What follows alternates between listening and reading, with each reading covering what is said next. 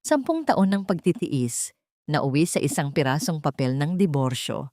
Habang hawak ko ang regalong relo para sa aming anibersaryo, narinig ko ang tawa ni Ricardo sa loob ng kwarto, kasiping ang kinalolokohan niyang si Celine.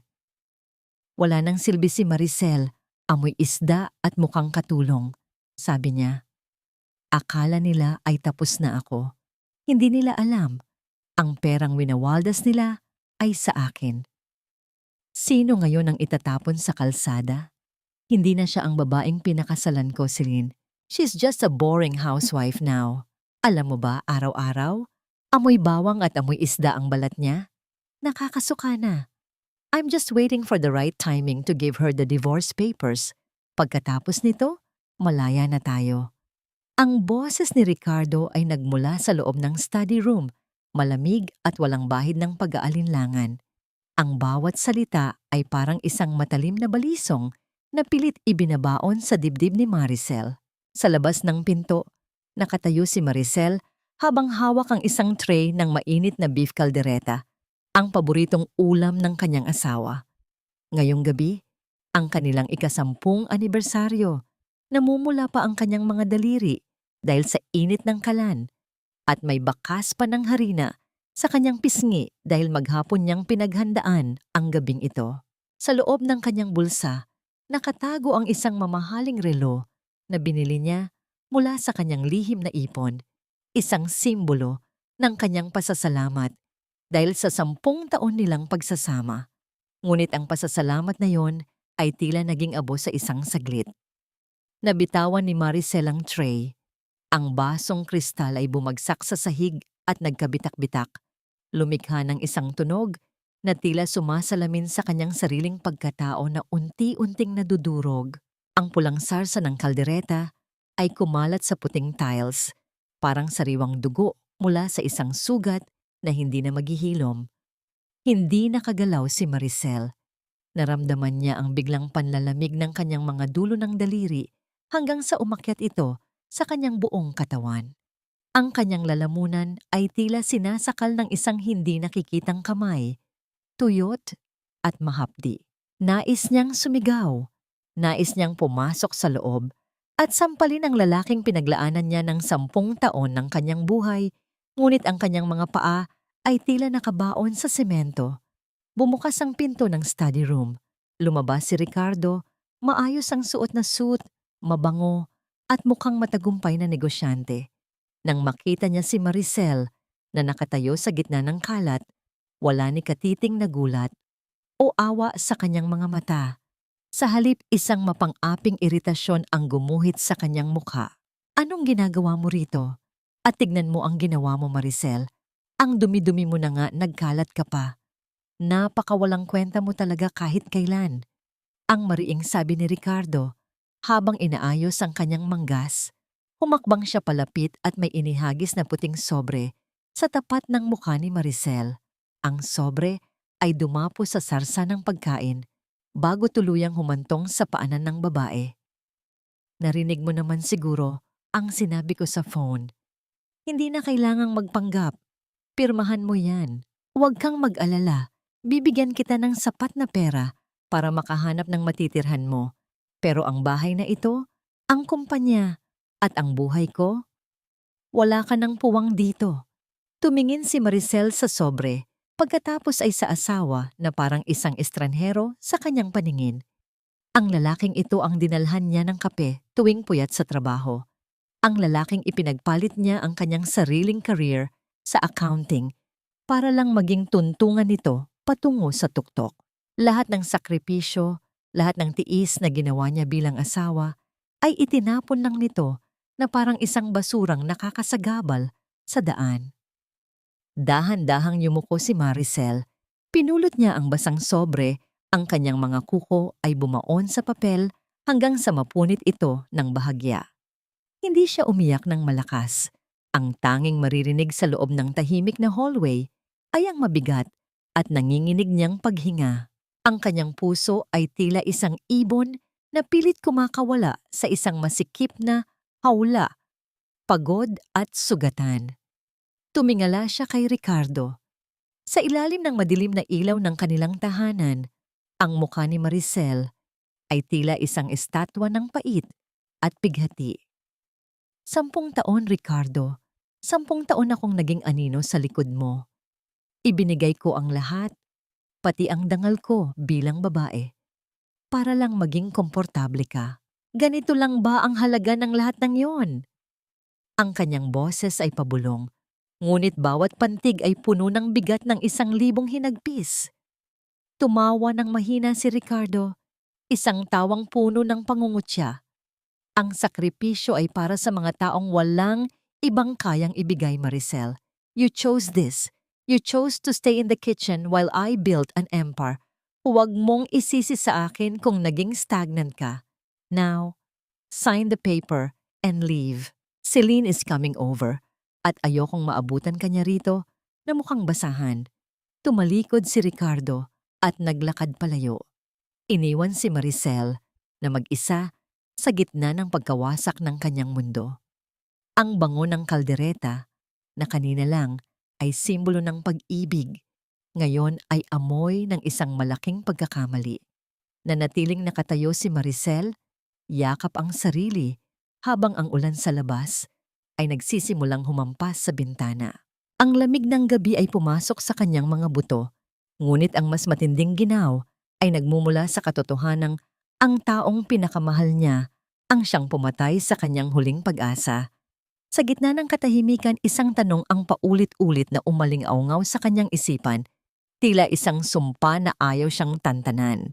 Kung ang lahat ng kanyang pag-ibig ay naging ganito kapait, mayroon pa nga bang natitirang dahilan para siya ay muling bumangon? O ito na ang huling hininga ng isang pusong naniwala sa maling pangako? Pack your things, Maricel. Ayaw kong may matirang kahit anong gamit mo rito na amoy kusina. This room needs a fresh start, and that start begins with you leaving. Ang tinig ni Celine ay parang hapdi ng alkohol sa isang sariwang sugat. Hindi pa man natutuyo ang mga luha sa pisngi ni Maricel mula sa pagtataksil ni Ricardo. Heto at nakatayo na, sa pintuan ng kanilang silid, ang babaeng naging mitya ng kanyang pagkagunaw. Nakasuot si Celine ng isang mamahaling silk dress, kampanteng-kampante habang nililibot ang tingin sa kwartong naging saksi sa 10 taon ng pag-iibigan o ng akala ni Maricel ay pag-ibig. Napatitig si Maricel sa maleta na itinapon ni Ricardo sa paanan niya. Ang tunog ng pagkakaladkad nito sa sahig ay tila bawat hakbang ng isang marcha patungo sa sarili niyang libing. Namamanhid ang kanyang mga kamay habang pilit na itinutupi ang mga lumang damit. Bawat tupi ay may kasamang alaala. Ang asul na blusa na isinuot niya noong unang beses silang kumain sa labas ni Ricardo. Ang makapal na cardigan na ibinalot sa kanya ng asawa noong may sakit siya. Lahat ng iyon, sa paningin ni Celine, ay mga basahan lamang na dapat nang itapon. Actually, Ricardo, babe, I think we should just hire a cleaning service after she leaves. Masyadong maraming bad energy ang naiwan dito. Dugtong pa ni Celine habang nakasandal sa dibdib ni Ricardo. Hinayaan lang ni Ricardo na haplusin siya ng kanyang kirida. Wala man lang siyang pakialam kung gaano kasakit para kay Maricel na makita ang ganoong kalaswaan sa loob mismo ng kanilang sagradong silid. Sa halip na ipagtanggol ang asawa, tumango pa si Ricardo at humalik sa noo ni Celine. Ang halik na yon ay parang isang laso na dumaloy sa sistema ni Maricel. Dahilan upang masuka siya sa sobrang pait. Bilisan mo na riyan, Maricel. Huwag ka nang magdrama dahil hindi ka naman magaling na actress. You had 10 years of luxury. Be grateful for that. Mariing sabi ni Ricardo. Tumigil si Maricel sa kanyang ginagawa. Luxury? Ang tinutukoy ba ni Ricardo ay ang 10 taon na siya ang naglaban ng lahat ng kanyang damit? Ang 10 taon na siya ang nagpuyat sa pag-aayos ng mga accounts ng kumpanya ng palihim dahil masyadong tamad ang lalaking ito sa numero? O ang 10 taon na pinili niyang hindi bumili ng bagong sapatos para lang may pambayad sila sa utang nung nagsisimula pa lang ang RK Group? Ang bawat sakripisyo ay bumalik sa kanyang gunita na parang isang pelikulang wala ng kulay. Naramdaman ni Maricel ang mabilis na pagtibok ng kanyang puso. Hindi dahil sa takot, kundi dahil sa isang uri ng puot na ngayon pa lamang niya naramdaman sa buong buhay niya. Ang puot na ito ay hindi mainit. Ito ay malamig, matalim, at nanunuot hanggang sa kanyang mga buto. Dahan-dahan niyang kinuha ang isang maliit na hair clip mula sa ibabaw ng dresser. Ito ang pinakaunang regalong ibinigay sa kanya ni Ricardo noong wala pa silang pera. Isang plastic na clip na nagkakahalaga lamang ng ilang piso. Hinawakan niya ito ng mahigpit hanggang sa bumaon ang matutulis na dulo nito sa kanyang palad. Ngunit ang sakit sa kanyang kamay ay wala pang 1% ng sakit na nararamdaman ng kanyang kaluluwa. Bakit ka nakatitig sa lumang clip na yan? Ang cheap, kasing cheap mo. Pangungutya ni Celine sabay hablot sa hair curl clip at itinapon ito sa basurahan sa tabi ng kama. Ang tunog ng pagbagsak ng plastic na clip sa loob ng plastic liner ng basurahan ay tila ang huling tuldok sa kwento ni Maricel bilang biktima. Tumingin siya sa basurahan, pagkatapos ay tumingin siya sa salamin. Ang babaeng nakikita niya ay may gulugulong buhok, maputlang mukha, at mga matang pagod na sa pag-iyak. Ngunit sa likod ng mga luhang iyon, may isang bagong liwanag na nagsisimulang mag-alab. "Aalis ako," sabi ni Maricel. Ang kanyang boses ay hindi na nanginginig. Ito ay tuyo at matigas, parang isang lupang hindi nadilig ng ulan sa loob ng mahabang panahon. "Aalis ako sa bahay na ito, Ricardo. Ngunit tandaan mo ang gabing ito." Huminto si Ricardo sa pagtawa. "At ano namang dapat kong tandaan? Ang pagiging talunan mo?" Hindi sumagot si Maricel. Isinara niya ang kanyang maleta nang may pinalidad. Ang tunog ng zipper ay tila ang pagtikom ng isang pinto na hindi na muling bubuksan kailanman. Binitbit niya ang kanyang gamit at naglakad palabas ng silid nang hindi nililingon ang 2 taong patuloy na naghahalikan sa likuran niya. Sa pagbaba niya sa hagdan, bawat baitang ay tila isang hakbang palayo sa pagkaaba. Ang malaking chandelier sa sala, ang mamahaling sofa, ang mga painting sa dingding. Lahat ng yon ay may bakas ng kanyang dugo, pawis at talino. Inisip ni Ricardo na siya ang hari, ngunit nakalimutan niyang ang reyna ang siyang tunay na humahawak sa korona sa dilim. Paglabas niya ng gate, sinalubong siya ng malakas na buhos ng ulan. Ang tubig ay dumaloy sa kanyang mukha, hinuhugasan ang bawat bakas ng dumi at pangapi na iniwan ni Ricardo. Sa gitna ng dilim at lamig, kinuha ni Maricel ang kanyang luma at sirang cellphone. May isang mensaheng naghihintay doon mula sa isang numerong hindi niya na-save, ngunit kabisadong-kabisado ng kanyang isip. Ang lahat ng shares ay handa na para sa paglipat. "Hinihintay na lang namin ang iyong go signal, madam." Isang mapait na ngiti ang gumuhit sa mga labi ni Maricel habang nakatayo sa ilalim ng ulan. Basang-basa, ngunit sa wakas ay gising na gising. Ang 10 taon ng pagtitiis ay natapos na at ang panahon ng paniningil ay kasisimula pa lamang. Habang naglalakad siya palayo sa mansyong tinawag niyang tahanan, isang tanong ang nanunuot sa kanyang isipan na tila isang sumpa para sa mga taong nanakit sa kanya. Hanggang saan kaya ang kayang itagal ng isang imperyong itinayo sa kasinungalingan kapag ang pundasyong mismong nagtayo nito ay nagpasya ng gibain ang lahat? Hindi ka pinalayas para mawalan ng lahat, Maricel. Pinalayas ka para mahanap mo ang iyong tunay na kaharian. Ang boses ni Don Manuel ay dumagundong sa loob ng tahimik at eksklusibong silid ng isang restaurant sa Makati. Sa kabila ng marangyang paligid, si Maricel ay nakaupo sa isang sulok. Basang-basa ang laylayan ng kanyang damit at nanginginig ang mga kamay habang nakakapit sa isang baso ng mainit na tsa. Ang bawat patak ng tubig mula sa kanyang buhok ay tila mga luhang tumatanggi nang lumabas sa kanyang mga mata. Tiningnan ni Don Manuel ang kanyang dating pinakamagaling na protege. Maraming taon na ang nakalilipas. Si Maricel ang kinatatakutang financial shark ng Makati. Isang babaeng kayang magpabagsak ng kumpanya sa loob lamang ng isang gabi gamit ang kanyang talino sa numero. Ngunit ang leon na iyon ay naging isang maamong tupa nang pakasalan si Ricardo. Ngayon, ang tupang iyon ay bumalik sa kanya, sugatan at itinataboy. Tignan mo ang sarili mo. Patuloy ng matanda, ang kanyang tinig ay puno ng awa ngunit may halong pangaral.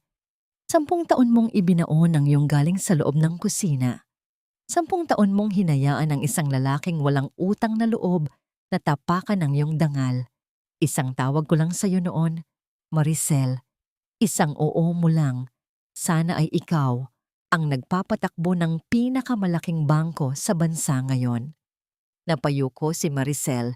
Naramdaman niya ang hapdi ng pagsisisi sa kanyang dibdib.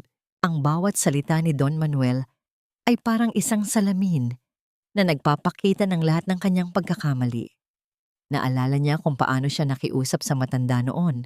Napayagan siyang mag-resign para maging full-time wife. Inisip niya noon na ang pag-ibig ay sapat na para punan ang kawalan ng ambisyon. Akala ko po ay sapat na ang maging mabuting asawa, Ninong. Pabulong na sagot ni Maricel. Ang kanyang boses ay paos at tila malalagot na anumang sandali.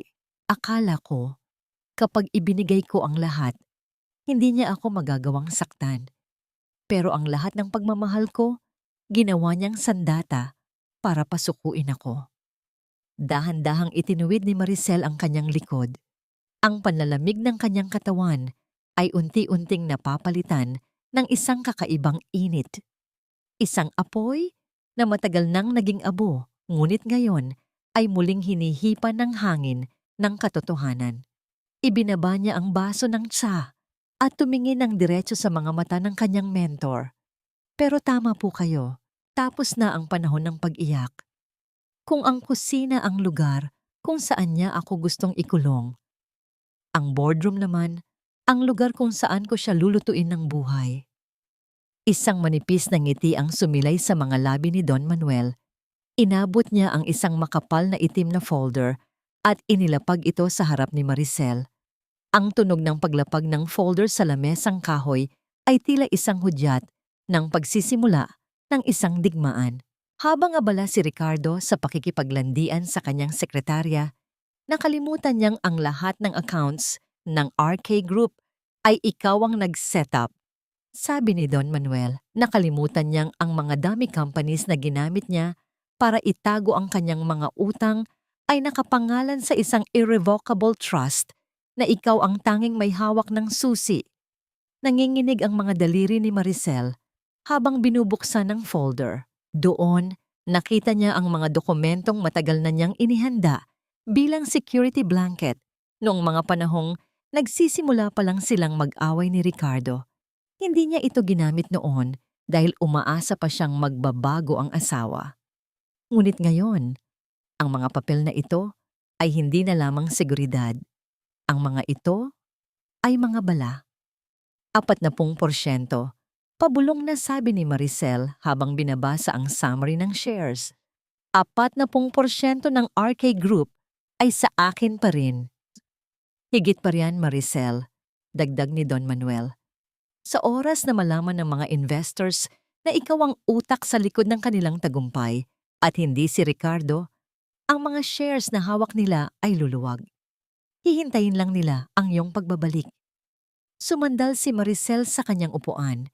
Isang malalim na buntong hininga ang kumawala sa kanyang mga labi. Ang bigat na nararamdaman niya kanina sa ilalim ng ulan ay tila unti-unting nagiging kapangyarihan.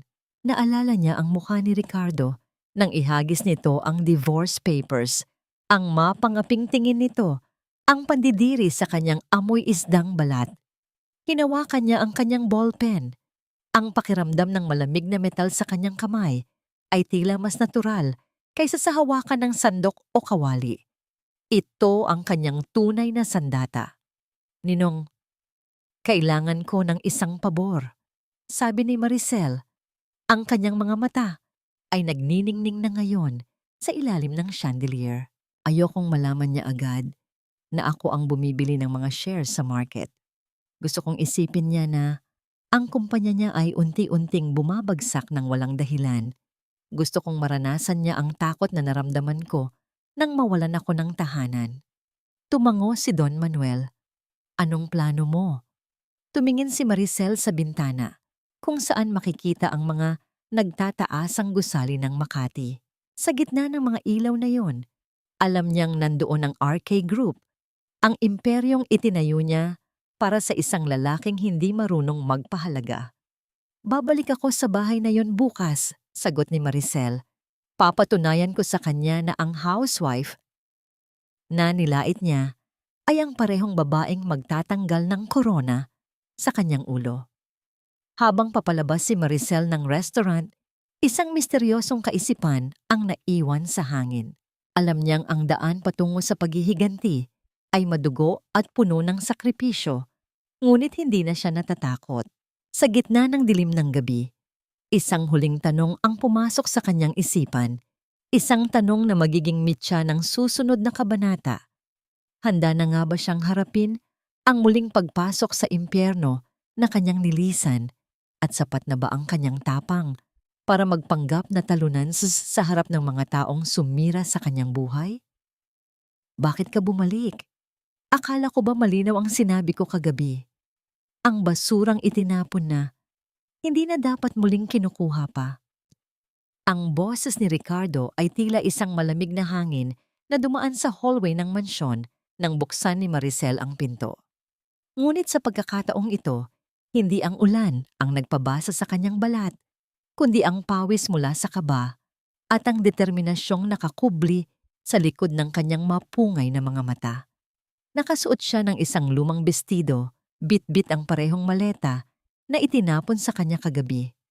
Mukha siyang talunan, mukha siyang durog, eksakto sa imaheng gusto ni Ricardo na makita. Sa itaas ng hagdan, nakatayo si Celine, nakasuot ng silk bathrobe na pagmamay-ari ni Maricel. Ang kanyang buhok ay basa pa, at ang kanyang mga labi ay may mapanuyang ngiti habang nakatingin sa babaeng nasa ibaba. Ang bawat hakbang ni Celine pababa ay tila isang pako na ibinabaon sa dangal ni Maricel, ngunit nanatiling nakayuko ang huli. Tinititigan ang sariling mga daliri na may mga sugat pa mula sa pagkabasag ng mga pinggan kagabi. Ricardo, please, wala akong matuluyan. Hindi ako tinanggap ng kapatid ko at wala akong perang natira. Pabulong na sabi ni Maricel. Ang kanyang tinig ay nanginginig. Isang perpektong pagganap ng isang asawang wala ng pag-asa. Kahit dito na lang ako sa silid ng mga katulong, papayag akong maging labandera o tagapagluto ninyo. Basta huwag niyo lang akong itapon sa kalsada. Isang malakas na tawa ang kumawala sa mga labi ni Celine nang makarating siya sa tabi ni Ricardo. Babe, hear that? Ang dating Mrs. RK Group ngayon ay nagmamakaawang maging katulong natin. How pathetic! Hinaplos ni Ricardo ang buhok ni Celine. Ang kanyang mga mata ay nananatiling nakatitig kay Maricel nang may halong pandidiri. Bakit ko naman hahayaang manatili rito ang isang katulad mo? Baka malason mo pa ang pagkain namin sa sobrang inggit. Dahan-dahang lumuhod si Maricel sa harap ni Ricardo. Ang lamig ng sahig ay gumapang sa kanyang mga tuhod, ngunit ang mas matinding lamig ay ang puot, na pilit niyang ikinukulong sa loob ng kanyang puso. Pinulot niya ang dulo ng sapatos ni Ricardo, isang simbolikong pagpapasakop na nagpabilog sa mga mata ng dalawang kontrabida. Alam ko ang lahat ng gusto mo, Ricardo. Alam ko kung paano mo gusto ang iyong kape, kung paano ayusin ang iyong mga papeles, at kung paano linisin ang iyong study room nang hindi nagagalaw ang mga mahahalagang dokumento. Walang katulong na makakagawa noon, kundi ako. Pagsusumamo ni Maricel. Sa likod ng kanyang isipan, ang bawat salita ng pagpapakumbaba ay isang hakbang patungo sa kanyang layunin. Kailangan niyang makapasok sa study room. Kailangan niyang makuha ang digital key ng kumpanya na alam niyang nakatago sa loob ng safe ni Ricardo. Ang pagluhod na ito ay hindi pagsuko. Ito ay ang pagyuko ng isang leon bago ang huling pagsakmal. Nagkatinginan si Ricardo at Celine. Sa kanilang mga mata ay makikita ang isang malupit na uri ng kasiyahan. Ang kasiyahang makita ang isang taong dati ay kagalang-galang na ngayon ay gumagapang sa putikan. Sige! Sa wakas ay sabi ni Ricardo, ang kanyang boses ay puno ng kapangyarihan. Manatili ka rito, pero hindi bilang asawa, kundi bilang ang pinakamababang uri ng tauhan sa bahay na ito. Matutulog ka sa storage room sa likod ng kusina. At ang unang trabaho mo, linisin mo ang lahat ng gamit ni Celine na ililipat sa kwarto natin. Isang pagkakamali, Maricel, at kaladkad ka palabas. Salamat, Ricardo. Maraming salamat. Tugon ni Maricel, habang ang kanyang mukha ay nananatiling nakasubsob sa sahig upang hindi nila makita ang apoy na nagniningning sa kanyang mga mata. Nang lisanin ng dalawa ang sala, iniwan si Maricel na mag-isa sa gitna ng malawak na bahay. Tumayo siya ng dahan-dahan, pinagpagan ang kanyang mga tuhod at tinignan ang storage room na tinutukoy ni Ricardo. Ito ay madilim, maalikabok, at puno ng mga lumang gamit. Ngunit para kay Maricel, ito ang kanyang naging war room. Nang gabing iyon, habang ang buong mansyon ay balot ng katahimikan, dahan-dahang lumabas si Maricel mula sa storage room. Hawak niya ang isang maliit na flashlight. Ang bawat hakbang niya sa pasilyo ay tila isang sayaw sa pagitan ng panganib at pagkakataon. Nang makarating siya sa harap ng pintuan ng study room ni Ricardo, ang kanyang puso ay nagsimulang tumibok ng mabilis, tila isang tambol na nagbababala ng paparating na bagyo. Dahan-dahan niyang pinihit ang doorknob. Sa kanyang sorpresa, ito ay hindi nakalock. Marahil ay masyadong kampante si Ricardo na ang basahan na si Maricel ay wala ng lakas ng loob na gumawa ng anuman. Pumasok siya sa loob at ang amoy ng mamahaling tabako at leather ay sumalubong sa kanya. Lumapit siya sa lamesa ni Ricardo at doon ay nakita niya ang isang bukas na laptop at ilang mga folder.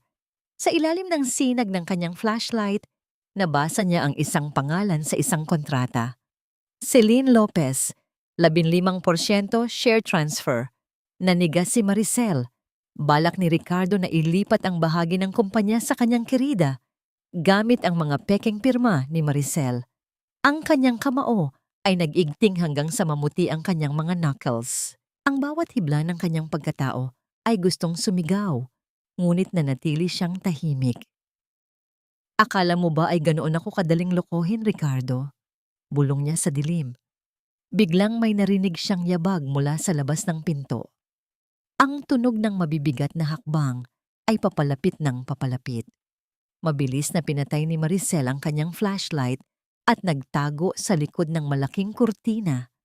Halos hindi humihinga habang ang kanyang puso ay tila gustong kumawala sa kanyang dibdib. Bumukas ang pinto at ang liwanag mula sa hallway ay tumama sa gitna ng kwarto. Nakita ni Maricel ang anino ni Ricardo na nakatayo sa pintuan, tila may hinahanap. Habang nakatago sa dilim, isang malamig na kaisipan ang dumaloy sa isipan ni Maricel, isang tanong na magiging tuntungan ng kanyang bawat susunod na kilos. Gaano katagal kaya niyang kayang isuot ang maskara ng isang alipin bago tuluyang sumabog ang puot na kanyang kinikimkim? At sapat na ba ang isang pagkakamali para mabulilyaso ang lahat ng kanyang pinaplano?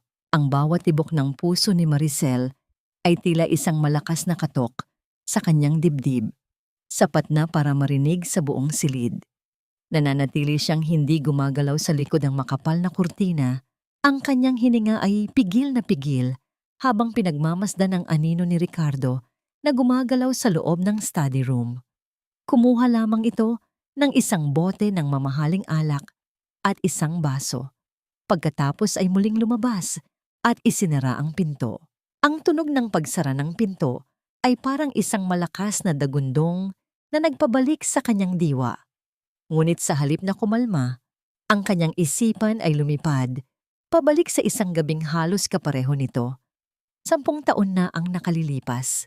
Hindi ito sa isang malawak na mansyon kundi sa isang maliit at masikip na apartment sa Quezon City. Ang amoy ng kwarto ay hindi alak at tabako, kundi instant noodles at murang kape. Si Ricardo noon ay hindi isang mayabang na CEO, kundi isang lalaking halos lumuhod na sa harap niya. Ang mga mata ay puno ng pangarap at desperasyon. Maricel, mahal, ito na ang pagkakataon natin. Pagsusumamo ni Ricardo habang ipinapakita sa kanya ang isang business proposal. Isang malaking investment lang ang kailangan at makakaalis na tayo sa apartment na ito. Mabibigyan na kita ng buhay na nararapat para sa'yo. Si Maricel noon ay nasa rurok ng kanyang career. Katatanggap lang niya ng promosyon bilang Senior Financial Analyst sa isang malaking korporasyon. Ang kanyang ipon, na pinaghirapan niya mula sa unang araw niyang magtrabaho, ay sapat na para bumili ng isang maliit na bahay o magsimula ng sarili niyang accounting firm. Iyon ang kanyang pangarap.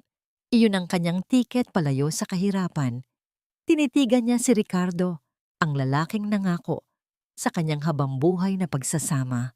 Nakita niya ang apoy sa mga mata nito, ang determinasyong umunlad. At dahil sa pag-ibig ang kanyang sariling pangarap ay tila naging pangalawa na lamang. Binuksan niya ang kanyang laptop. Sa isang pag-click lang ang lahat ng pera sa kanyang bank account. Ang bawat sentimo ng kanyang dugo at pawis ay inilipat niya sa account ni Ricardo. Sigurado ka ba rito, mahal? Tanong ni Ricardo. Ang kanyang boses ay nanginginig sa hindi makapaniwalang tuwa. Ngumiti si Maricel at hinawakan ang kanyang kamay. Hindi ako ang asawa mo, kung hindi ako ang unang maniniwala sa'yo. Ang pangarap mo ay pangarap ko na rin. Magiging partner tayo sa lahat ng bagay. Niyakap siya ni Ricardo ng mahigpit. Pangako Maricel, ibabalik ko sa'yo ito ng 100 beses. Hinding-hindi ko kakalimutan ang sakripisyong ito. Ikaw ang pundasyon ng lahat ng itatayo ko. Ang alaala ng yakap na yon ay tila isang matalim na kutsilyo na humiwa sa kasalukuyan. Nabalik lamang ang diwa ni Maricel nang maramdaman niya ang lamig ng sahig sa kanyang mga paa. Ang pangakong yon ay naging abo. Ang pundasyong kanyang itinayo ay siya na ngayong tinatapakan ng lalaking minahal niya. Ang sakit ng katotohanan ay mas matindi pa kaysa sa takot na naramdaman niya habang nagtatago. Kinabukasan, habang naghahanda siya ng almusal sa kusina, ang kanyang itinakdang lugar sa bahay na yon, pumasok si Ricardo. Ang kanyang muka ay halatang bagong gising at may halong iritasyon. Anong tinitingin-tingin mo? Tanong nito habang nagtitimpla ng kape. Hindi napigilan ni Maricel ang sarili. Naalala ko lang yung dati nating apartment. Yung gabi na ibinigay ko sa'yo ang lahat ng ipon ko para lang masimulan mo ang RK Group. Naalala mo pa ba yon, Ricardo? Huminto si Ricardo sa kanyang ginagawa at tumingin kay Maricel na parang isang baliw ang kausap.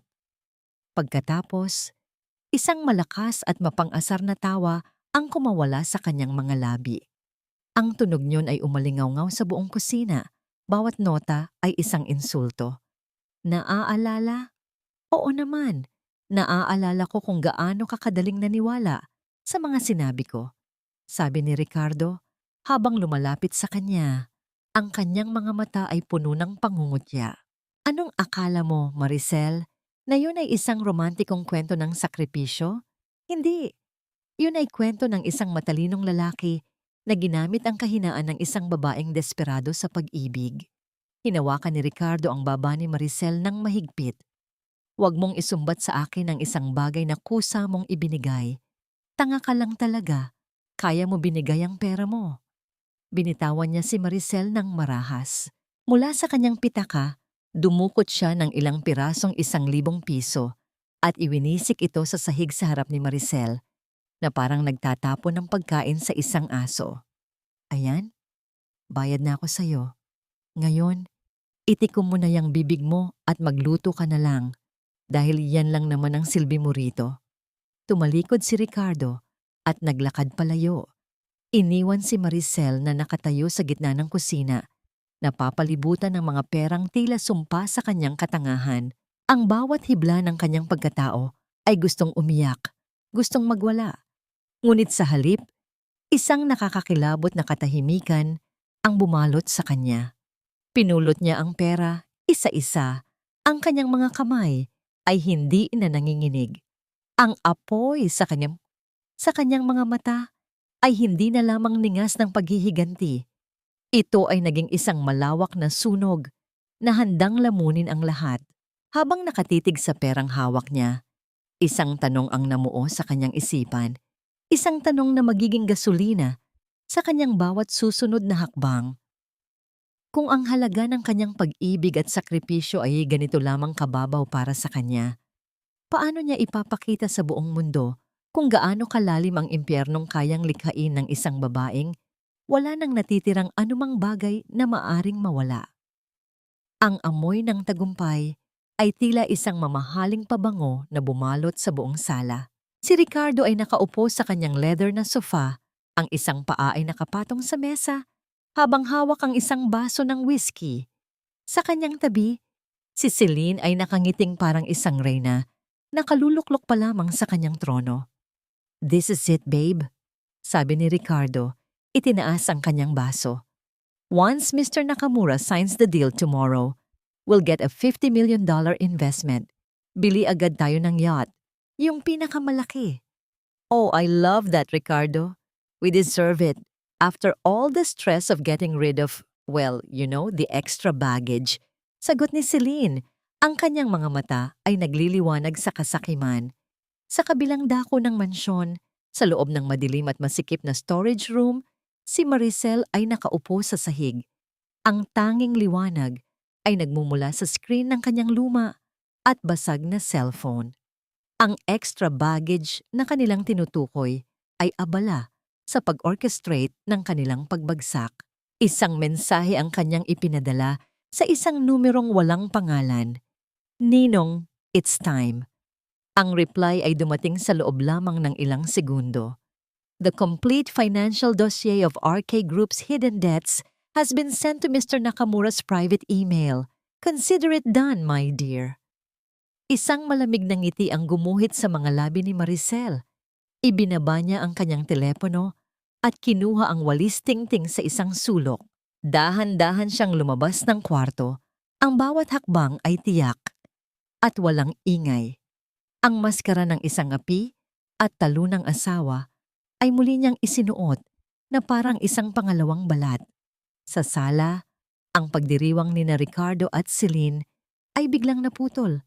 Ang pagtunog ng telepono ni Ricardo ay pumutol sa kanilang tawanan.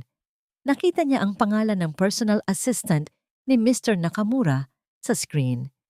"Hello? Yes, this is Ricardo." Sagot niya ng may kumpiyansa. Kindatan pa si Celine. "Yes, I'm ready for the signing tomorrow." "What? Anong ibig mong sabihin?" Biglang nagbago ang anyo ng mukha ni Ricardo.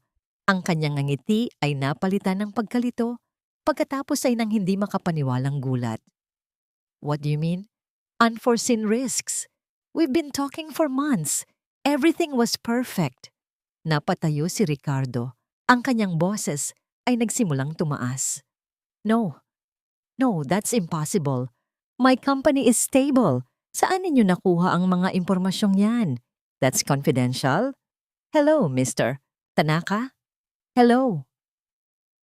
Ang tawag ay ibinaba. Ang katahimikan sa loob ng sala ay mas matindi pa kaysa sa isang sigaw. Dahan-dahang ibinaba ni Ricardo ang kanyang telepono. Ang kanyang mga kamay ay nanginginig. Napatingin siya kay Celine. Ang kanyang mukha ay namumutla na parang isang papel. "They backed out," pabulong niyang sabi. Sinabi nilang may nakita silang mga dokumento na nagpapatunay na palubog na ang kumpanya. Paano nangyari yon? "What? No. That's impossible, Ricardo. Baka may naninira lang sa atin." Sigaw ni Celine. Ang kanyang boses ay puno ng pagkataranta. Sa gitna ng kanilang pag-aalala, isang tunog ang nagsimulang umalingaw-ngaw sa kanilang likuran. Ang marahan at ritmikong tunog ng pagwawalis ng walis tingting sa sahig na marmol. Pareho silang napalingon. Doon, sa may pasilyo, Dahan-dahang nagwawalis si Maricel. Ang kanyang mukha ay blanko, walang emosyon, na para bang wala siyang naririnig sa kanilang pag-uusap. Ang kanyang bawat galaw ay kalmado at simple. Isang stark na kaibahan sa gulo at takot na bumabalot ngayon sa dalawa. Tinitigan ni Ricardo si Maricel. Ang babaeng ito na tinawag niyang basahan at walang kwenta ay nagpapatuloy sa kanyang gawain na parang wala lang. Ngunit sa ilalim ng ilaw ng chandelier, ang anino ni Maricel sa dingding ay tila mas malaki, mas matayog kaysa sa kanyang tunay na anyo. Isang nakakakilabot na ideya ang biglang pumasok sa isip ni Ricardo.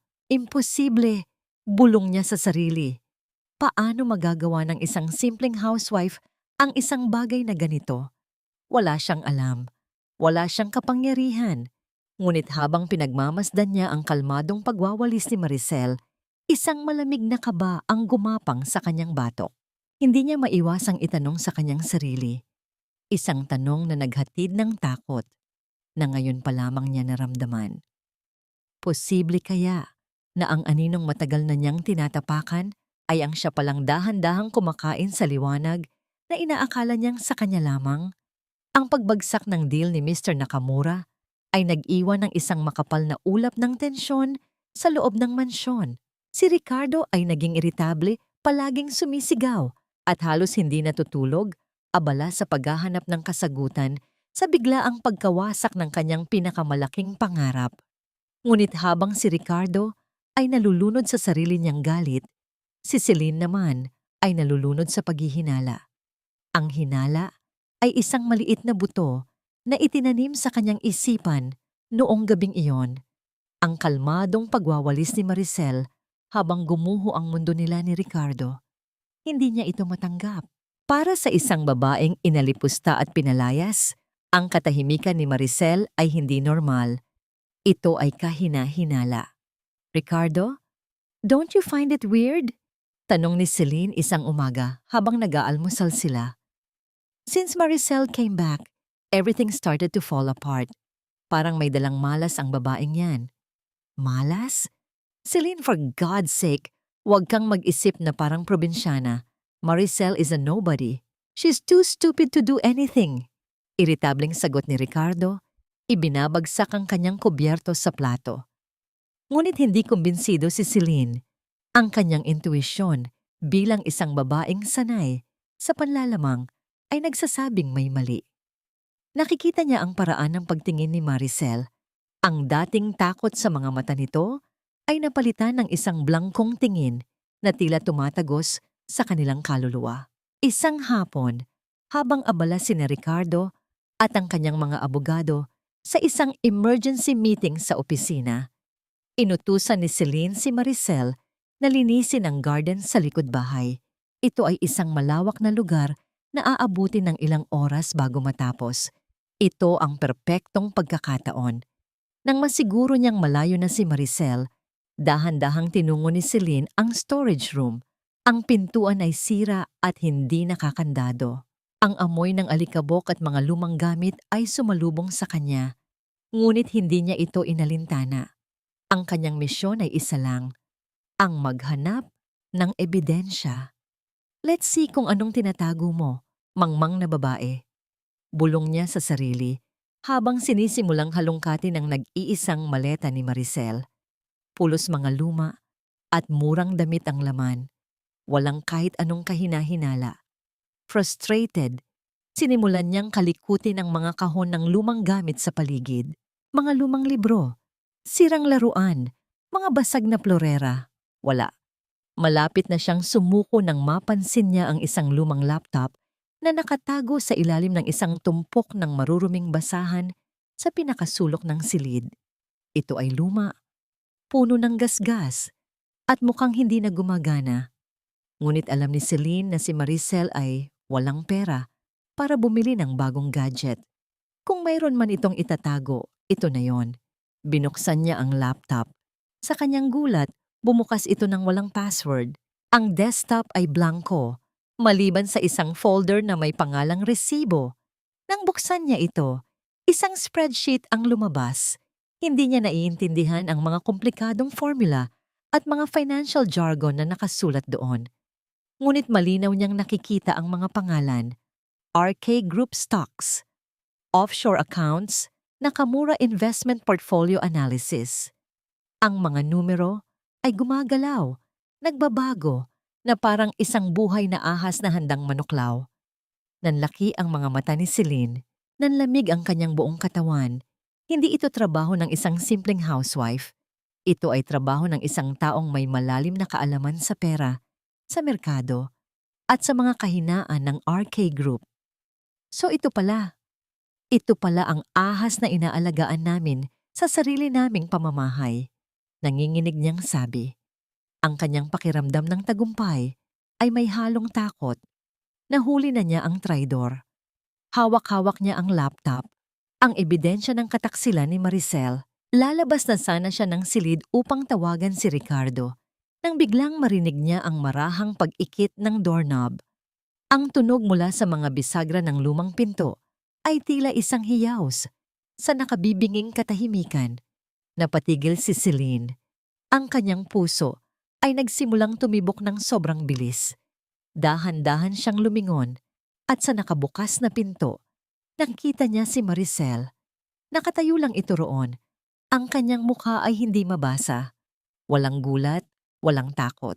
Tanging isang malamig at mapanuring tingin ang ipinukol nito sa kanya. Pagkatapos ay sa laptop na hawak niya.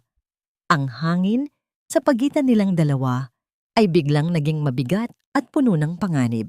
Habang magkatitigan sila sa loob ng masikip at madilim na silid, isang tanong ang naglaro sa isipan ni Celine.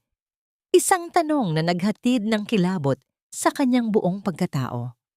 Kung ang babaeng akala niya ay isang maamong tupa, ay isa palang lobo na nagbabalat kayo, ano ang susunod na gagawin nito ngayong nahuli na niya itong walang suot na maskara? Ang pag-inggit ng lumang pinto ay tila isang busina na nagbabala ng panganib. Nananatili si Celine na nakatayo, hawak ang laptop na puno ng ebidensya habang nakatitig ng diretsyo kay Maricel. Sa loob ng silid, ang hangin ay naging mabigat, puno ng hindi nasambit na mga salita at tensyon. Ngunit ang tensyong iyon ay biglang naputol nang marinig nila ang tunog ng busina ng kotse mula sa labas ng mansyon, sinundan ng pagbukas ng malaking gate. Pareho silang napalingon.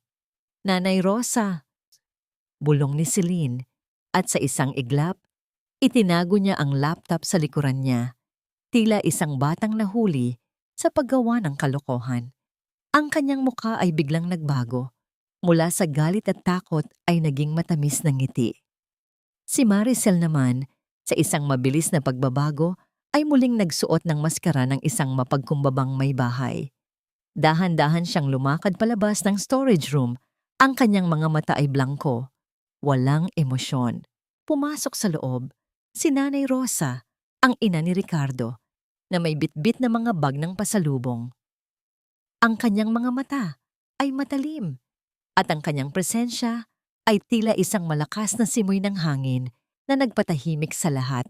Matangkad siya, at kahit may edad na, ay nananatiling matikas. Ang kanyang mga mata ay nanatili kay Maricel mula ulo hanggang paa. "Oh Maricel, nariyan ka pala," sabi ni Nanay Rosa. Ang kanyang boses ay may halong lamig, ngunit may hindi maintindihan na lalim. "Hindi pa ba tapos ang paglilinis mo ng bakuran? Kailangan mo pang ihanda ang paboritong kape ng anak ko." Mabilis na lumapit si Celine kay Nanay Rosa at humalik sa pisngi nito. "Nanay Rosa, you're here! Ang tagal niyo po. Halika po, upo kayo. Magpapahanda po ako ng merienda." Nagpanggap si Maricel na abala sa pagpulot ng mga tuyong dahon sa sahig. Sa kanyang panloob na mundo, ang bawat salita ni Nanay Rosa ay parang isang patak ng yelo. Ngunit naiintindihan niya na ito ay bahagi ng kanyang papel. Kailangan niyang maging ang inapi upang maging epektibo ang kanyang pagbawi. Dumating si Ricardo. Masaya nang makita ang kanyang ina. Ang tensyon sa pagitan ni Maricel at Celine ay pansamantalang nawala. Napalitan ng pamilyar na drama ng isang pamilyang may lihim na bahagi. Nang gabing iyon, Habang naghahanda ng hapunan si Maricel, naramdaman niya ang presensya ni Nanay Rosa sa kanyang likuran. Ang amoy ng Bicol Express ay bumalot sa kusina. "Maricel," mahinang sabi ni Nanay Rosa, "napakasarap pa rin ng luto mo. Ang amoy pa lang, naaalala ko na ang dating bahay natin sa probisya." Hindi sumagot si Maricel. Patuloy siya sa paghihiwa ng sili. "Alam mo," patuloy ni Nanay Rosa, "ang pagmamahal ay parang isang hardin. Kailangan mong diligan, alagaan, at protektahan. Kung minsan, kahit gaano mo paalagaan, may mga damong ligaw na sisibol. At kung minsan, ang damong ligaw na yon ay ang pinakamalapit sa'yo." Napatigil si Maricel. Ang kutsilyo ay dahan-dahang inilapag sa chopping board. Tumingin siya sa refleksyon ni Nanay Rosa sa bintana. Isang matandang babaeng may bahid ng pait sa mga mata, ngunit may nakatagong lakas. Ang tatay ni Ricardo. Pabulong na sabi ni Nanay Rosa. Tila lumilipad ang kanyang isipan sa nakaraan. "Akala ko noon, siya ang pangarap ko. Ibinigay ko ang lahat. Ang aking kabataan, ang aking karera. Pinili kong maging anino niya para lang maging buo ang pamilya namin. Pero isang araw, nalaman ko na lang, mayroon na pala siyang ibang pamilya. Mas bata, mas maganda, at walang bahid ng pagtitiis na kasama ko sa hirap." Tumigil ang pagtibok ng puso ni Maricel. Ang kwento ni Nanay Rosa ay tila kanyang sariling kwento na inulit sa ibang panahon. Ang sakit, ang sakripisyo, ang pagtataksil, lahat ay pareho. Pero hindi ako nag-iyak sa harap niya. Patuloy ni Nanay Rosa. Nagpanggap akong walang alam. Nagpanggap akong masaya para lang maprotektahan ang pangalan namin. Pero sa likod ng lahat ng yon, may inihanda akong sandata. Ang isang ina, Maricel, ay gagawin ang lahat para sa kanyang anak, kahit pa ang anak niya mismo ay bulag sa katotohanan. Dahan-dahang lumapit si Nanay Rosa kay Maricel. Hinawakan niya ang kamay nito, ang kanyang palad ay malamig, at may bahid ng pighati. Tumingin siya ng diretso sa mga mata ni Maricel. Ang kanyang tingin ay puno ng pag-unawa at babala. "Ang anak ko, si Ricardo," pabulong niyang sabi. Sapat lamang para marinig ni Maricel. "Hindi mo lubusang kilala ang taong yan, Maricel. Ang kanyang kasakiman at pagkabaliw sa kapangyarihan. Hindi lang yan basta galing sa wala. May malalim na pinagmulan yan. Ang ama niya, hindi lang ako ang niloko. May mas malalim siyang itinatago. Isang bagay na maaaring magpabagsak sa kanya ng tuluyan. Isa siyang itago na lang natin sa salitang huwad." Biglang nanindig ang balahibo ni Maricel. Ang salitang huwad, pekeng, hindi totoo, ay tila isang kidlat na tumama sa kanyang isipan. Ang kwento ni Nanay Rosa ay hindi lamang tungkol sa isang ina na nagpapayo, kundi isang ina na nagbabahagi ng isang sikreto, isang sandata, habang nakatitig sa matanda, at sa sili na kanina lang ay hinihiwa niya. Isang bagong uri ng apoy ang nagsimulang umalab sa kanyang dibdib. Ang pagtataksil ni Ricardo ay mas malalim pa pala kaysa sa inaakala niya, at ang sikretong ito ay mas malaking bomba. Sa labas ng bintana, ang buwan ay tila nagniningning ng mas maliwanag sa kabila ng maitim na ulap. Ang bahay na ito ay hindi lang pugad ng pagtataksil, kundi pugad din ng mga lihim na handang sumabog. Sa gitna ng lahat ng ito, isang tanong ang umalingaw-ngaw sa isipan ni Maricel. Isang tanong na magiging simula ng mas mapanganib na digmaan. Kung ang mismong pagkatao ni Ricardo ay isang kasinungalingan, paano niya gagamitin ang katotohanan ito para tuluyang gibain ang imperyong itinayo sa pundasyon ng panlilinlang at huwad na kasaysayan? Ang pagbagsak ng deal sa mga Hapones ay tila isang malaking bomba na sumabog sa loob ng RK Group at lalong-lalo na sa ulo ni Ricardo. Ang kanyang dating kumpiyansang aura ay napalitan ng pagiging irritable at desperado. Ang bawat pagkalugi ng kumpanya ay parang isang kutsilyo na humihiwa sa kanyang ego, Sa mga mata ni Maricel, ang dating hari ay unti-unting nagiging isang basag na manika at iyon ang perpektong pagkakataon para ilatag ang kanyang bitag. Babe, kailangan nating kumilos. Ang mga investors ay nagsisimula ng magtanong, kung hindi tayo makakakuha ng malaking pondo sa lalong madaling panahon, mawawala ang lahat sa atin. Sabi ni Celine, ang kanyang boses ay puno ng takot. Ang kanyang mga kuko ay mahigpit na nakabaon sa braso ni Ricardo.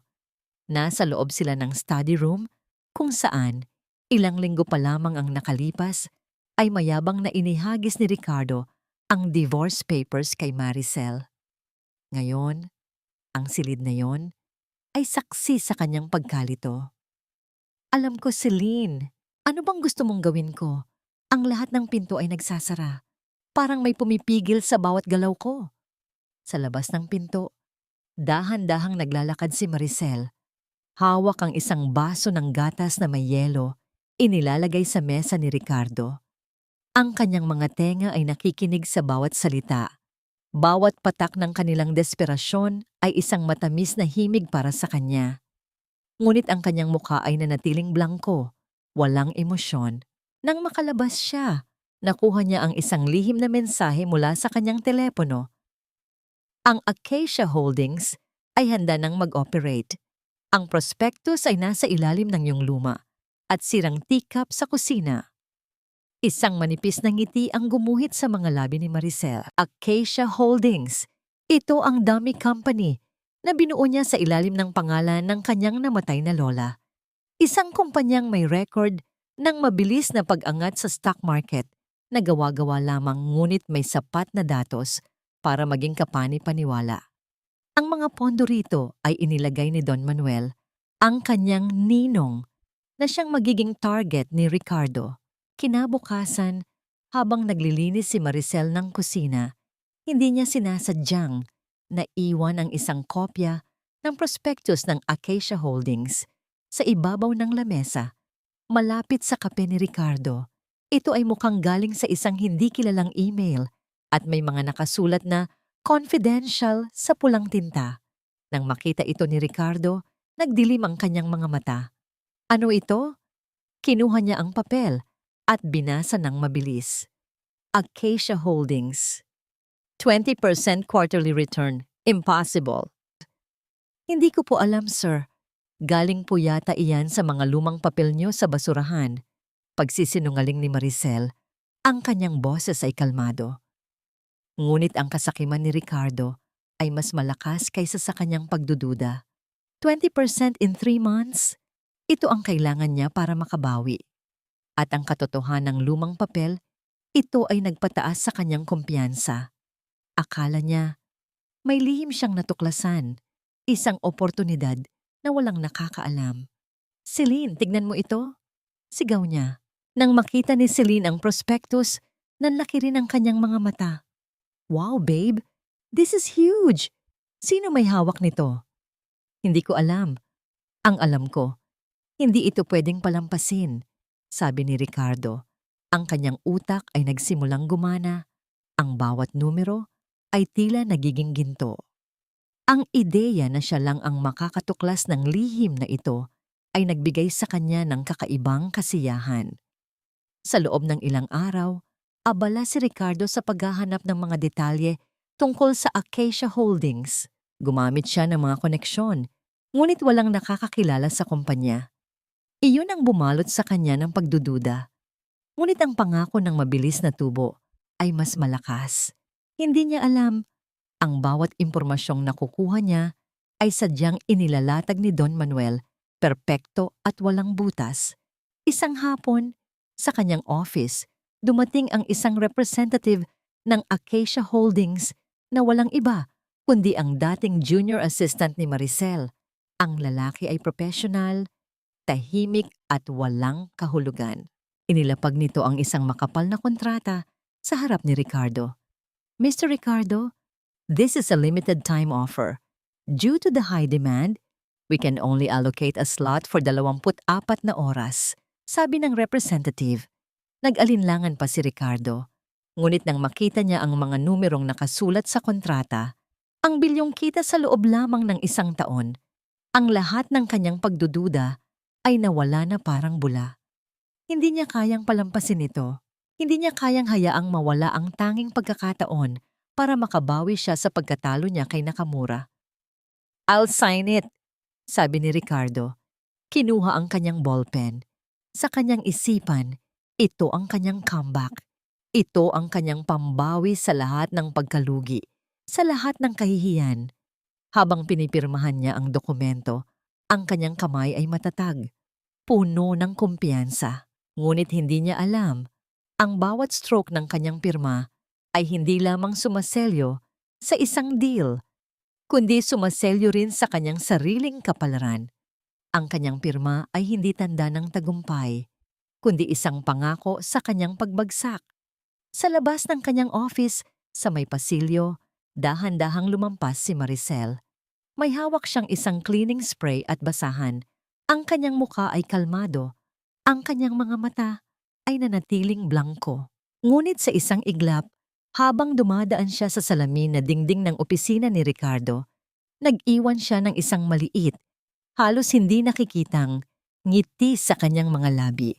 Ang pirma ni Ricardo, na ngayon ay tuyo na sa papel, ay tila isang sumpa na naghihintay na magkatotoo. Ngayong nakapaloob na ang lahat ng nalalabing pag-asa ni Ricardo sa isang kontratang binuo mula sa kasinungalingan. Isang tanong ang umaling-awngaw sa isipan ni Maricel, isang tanong na magiging simula ng kanyang tunay na pagbawi. Hanggang saan kaya ang kayang tahakin ng isang lalaking nabubulagan ng kasakiman? At ano kaya ang mukha nito kapag nalaman niyang ang mismong gintong pinipirmahan niya ay ang kanyang sariling patibong? Ang pag-asa ni Ricardo na makakabawi sa kanyang pagkalugi ay tila nagbigay sa kanya ng panibagong lakas. Ang kanyang kasakiman na matagal nang natutulog ay muling nagising, at kasama niyon ang kanyang pagnanais na tuluyang durugin si Maricel. Para sa kanya, ang bawat pagkabigo ng kumpanya ay bunga ng malas ni Maricel, at ang kanyang tagumpay sa Acacia Holdings ay patunay na siya ay dapat nang mawala sa buhay niya. Isang gabi, habang naghahanda si Maricel ng hapunan, pumasok si Ricardo sa kusina kasama si Celine. Pareho silang nakangisi. Ang mga mata ay puno ng isang mapanuyong pagkalugod na tila naghihintay ng isang palabas. Ang mga katulong sa loob ng kusina ay biglang naging tahimik, ramdam ang tensyon sa hangin. "Maricel, may magandang balita ako." Simula ni Ricardo, ang kanyang boses ay tila isang matalim na sibat. Ang Acacia Holdings ay nagbigay ng confirmation. Malaking pondo ang papasok sa kumpanya. "We're back in business, baby. Salamat sa sarili kong talino." Hinaplos niya ang buhok ni Celine. "At dahil dyan, wala na tayong kailangan pang extra baggage. Badingkang na nagpapabigat lang sa buhay natin." Napatigil si Maricel sa pagbalat ng patatas. Ang kutsilyo sa kanyang kamay ay dahan-dahang bumaba. Ang amoy ng bawang at luya ay biglang naging mapait. "Anong ibig mong sabihin, Ricardo?" tanong ni Maricel. Ang kanyang boses ay mahina, ngunit matatag. Humalakhak si Celine. "Hindi ba obvious, Maricel? Tapos na ang pagpapanggap mo. Wala ka ng silbi rito. Hindi na namin kailangan ng malas mo. Sa wakas, magiging malaya na kami." Inutusan ni Celine ang isa sa mga katulong na kunin ang maleta ni Maricel mula sa storage room. Ang mga katulong, na dati ay palaging kinakausap ng may paggalang ni Maricel, ay yumuko at sumunod sa utos ni Celine nang walang pag-aalinlangan. Nakaramdam si Maricel ng kirot. Ang pagtalikod ng mga taong pinakitunguhan niya ng maayos ay mas masakit pa sa mga salita ni Ricardo. Nang ilapag ang maleta sa gitna ng kusina, lumapit si Ricardo at inihagis sa ibabaw niyon ang isang folder. "Pirmahan mo na yung divorce papers, Maricel. This time, wala ka ng excuse. Kung hindi ka pipirma, itutuloy ko ang kaso ng annulment at ipapakita ko sa buong mundo kung gaano ka kahayop na asawa." Kinuha ni Celine ang isang litrato mula sa pader, isang larawan ni na Maricel at Ricardo noong kanilang unang anibersaryo. Masaya silang nakangiti, puno ng pag-asa. Ngunit sa isang iglap, pinunit ni Celine ang litrato. Sa harap ni Maricel, ang tunog ng pagkapunit ay parang isang sigaw ng pagtatapos. Wala ka ng puwang sa buhay ni Ricardo, Maricel, sabi ni Celine. Ang kanyang mga mata ay nagniningning sa kasamaan. Ang lahat ng alaala mo, sisirain namin. Ang lahat ng pag-asa mo, dudurugin namin. Wala kang matitira. Tumingin si Maricel sa pinunit na larawan.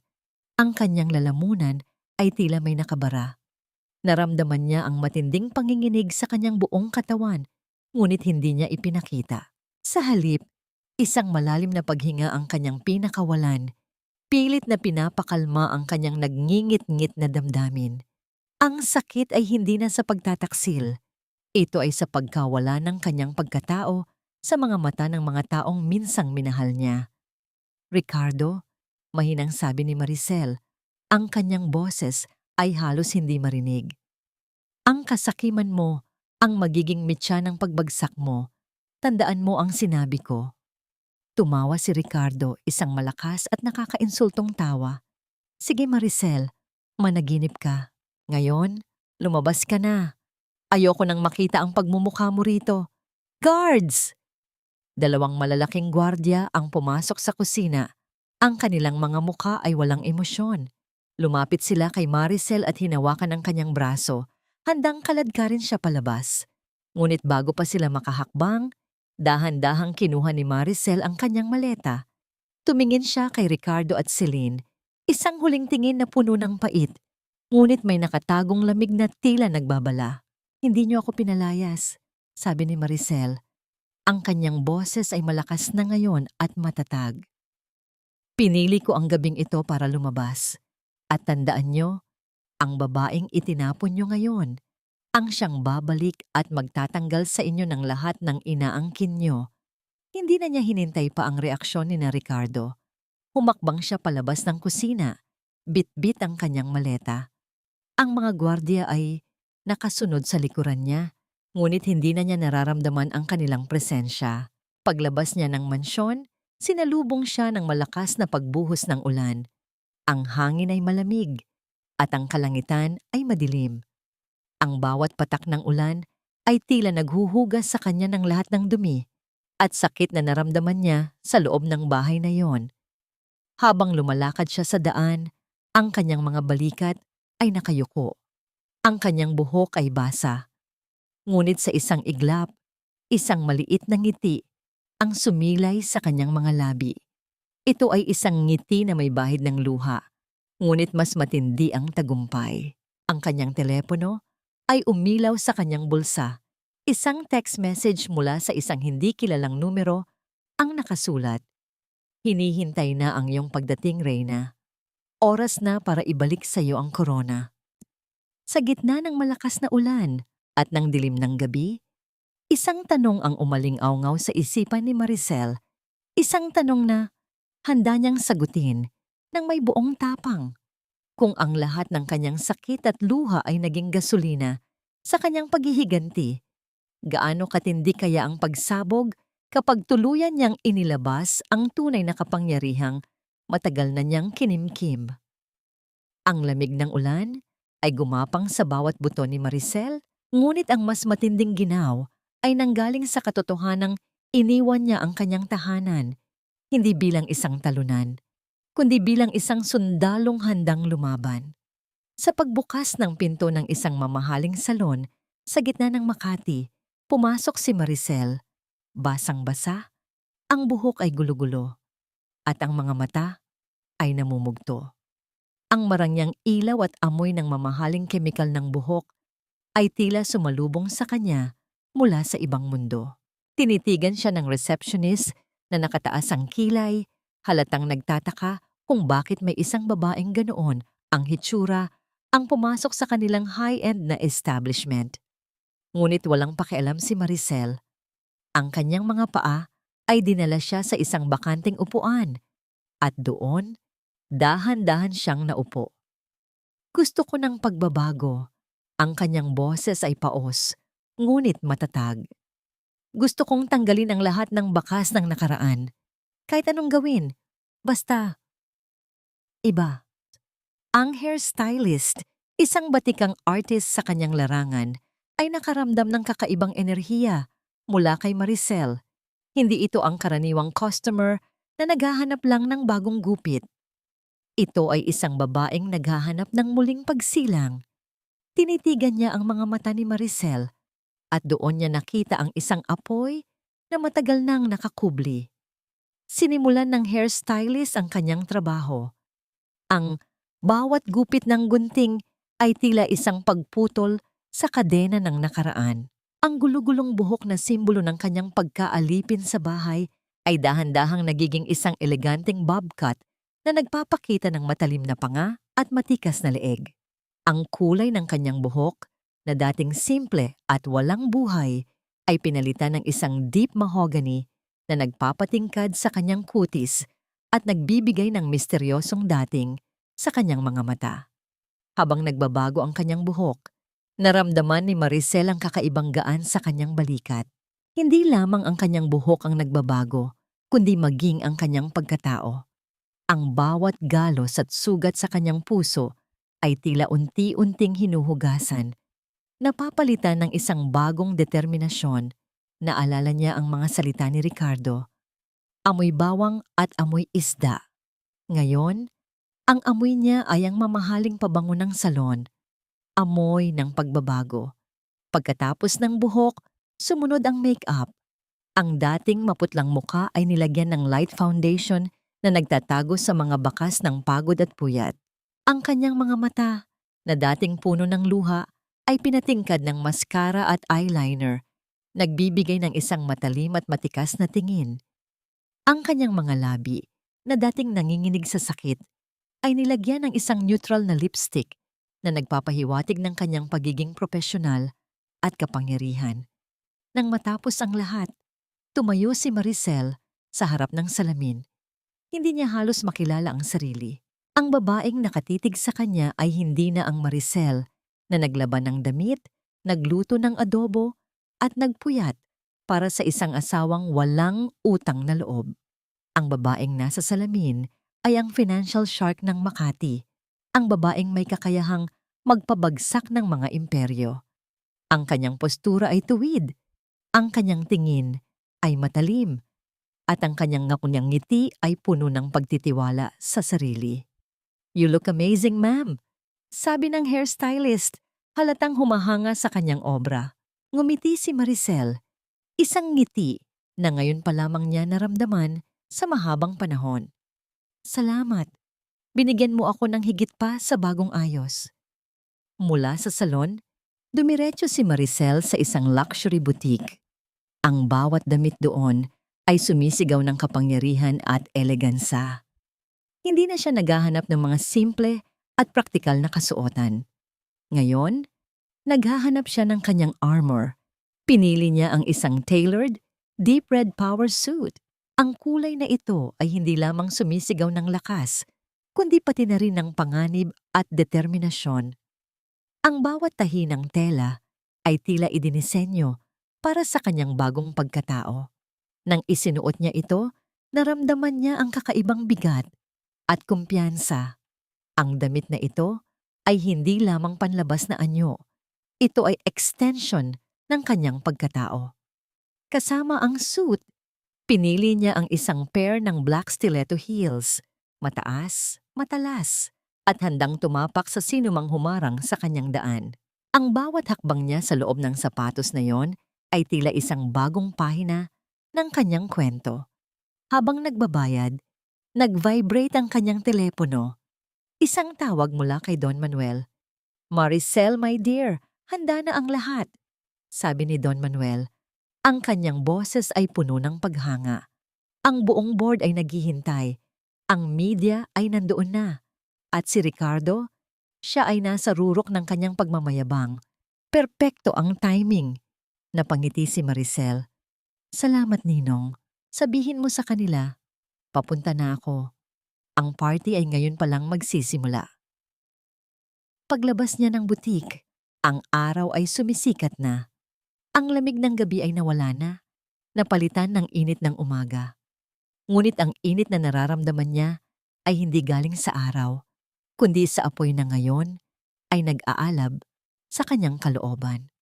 Tumingin siya sa reflection niya sa salamin ng gusali. Isang babaeng nagbago, isang babaeng handang lumaban. Ang mga mata niya ay nagtatago pa rin ng bakas ng sakit, ngunit sa likod nito ay naroon na ang matalim na kislap ng isang mandirigma. Habang naglalakad siya patungo sa kumpanyang minsan niyang itinayo at ngayon ay babalikan, isang tanong ang umaling-awngaw sa kanyang isipan. Isang tanong na magiging sandata niya sa paparating na digmaan. Kung ang isang simpleng may bahay ay kayang maging ganito kaperpekto sa pagbabalat kayo, gaano kaya kaperpekto ang kanyang plano upang tuluyang durugin ang lahat ng nanakit sa kanya sa gabi ng anibersaryo ng kumpanyang minsan niyang minahal? Ang malawak na ballroom ng isa sa pinakamahal na hotel sa Makati ay puno ng mga ilaw, tawanan, at ang amoy ng mamahaling champagne. Ipinagdiriwang ng RK Group ang kanilang ika-15 taon sa industriya, isang pagdiriwang na dapat sana ay tanda ng tagumpay at pag-asa. Ngunit para sa ilan, ito ay nagsisilbing yugto ng isang malaking pagpapanggap. Sa gitna ng entablado, nakatayo si Ricardo. Ang kanyang muka ay puno ng kumpiyansa. Ang kanyang itim na tuxedo ay nakasabit ng perpekto sa kanyang katawan at ang bawat ngiti niya ay tila sumisigaw ng tagumpay. Sa kanyang tabi ay si Celine, nakasuot ng isang makintab na gown. Ang kanyang mga mata ay nagniningning sa kasakiman at kaligayahan. Siya ngayon ang reyna na ipinagmamalaki ni Ricardo sa lahat. Mga kaibigan, mga kasamahan, at mga mahal sa buhay. Simula ni Ricardo, ang kanyang boses ay malakas at malinaw. Maraming salamat sa inyong pagdalo sa gabing ito. Ang RK Group ay hindi lamang isang kumpanya. Ito ay isang pamilya. At sa loob ng 15 taon, nakamit natin ang lahat ng tagumpay dahil sa ating tiyaga at pananampalataya. Isang palakpakan ang pumuno sa silid. Ngunit sa likod ng mga palakpak na yon, may mga ilang investors at board members na may kakaibang tingin sa kanilang mga mata. Ang pagkalugi sa Nakamura deal ay sariwa pa sa kanilang isipan at ang biglaang pagtaas ng stock ng RK Group sa huling minuto bago ang party ay nag-iwan ng isang malaking katanungan. Ngunit hindi tayo titigil dito. Patuloy ni Ricardo, itinaas ang kanyang baso. Sa tulong ng bago nating strategic partner, ang Acacia Holdings, handa na tayong lumipad patungo sa mas malalaking tagumpay. Isang toast para sa hinaharap. Isang malakas na cheers ang umalingaw-ngaw. Si Celine ay nakangiting nakatingin sa paligid. Ang kanyang mga mata ay mapanuyang naghahanap ng sino mang makikita niyang mas mababa sa kanya.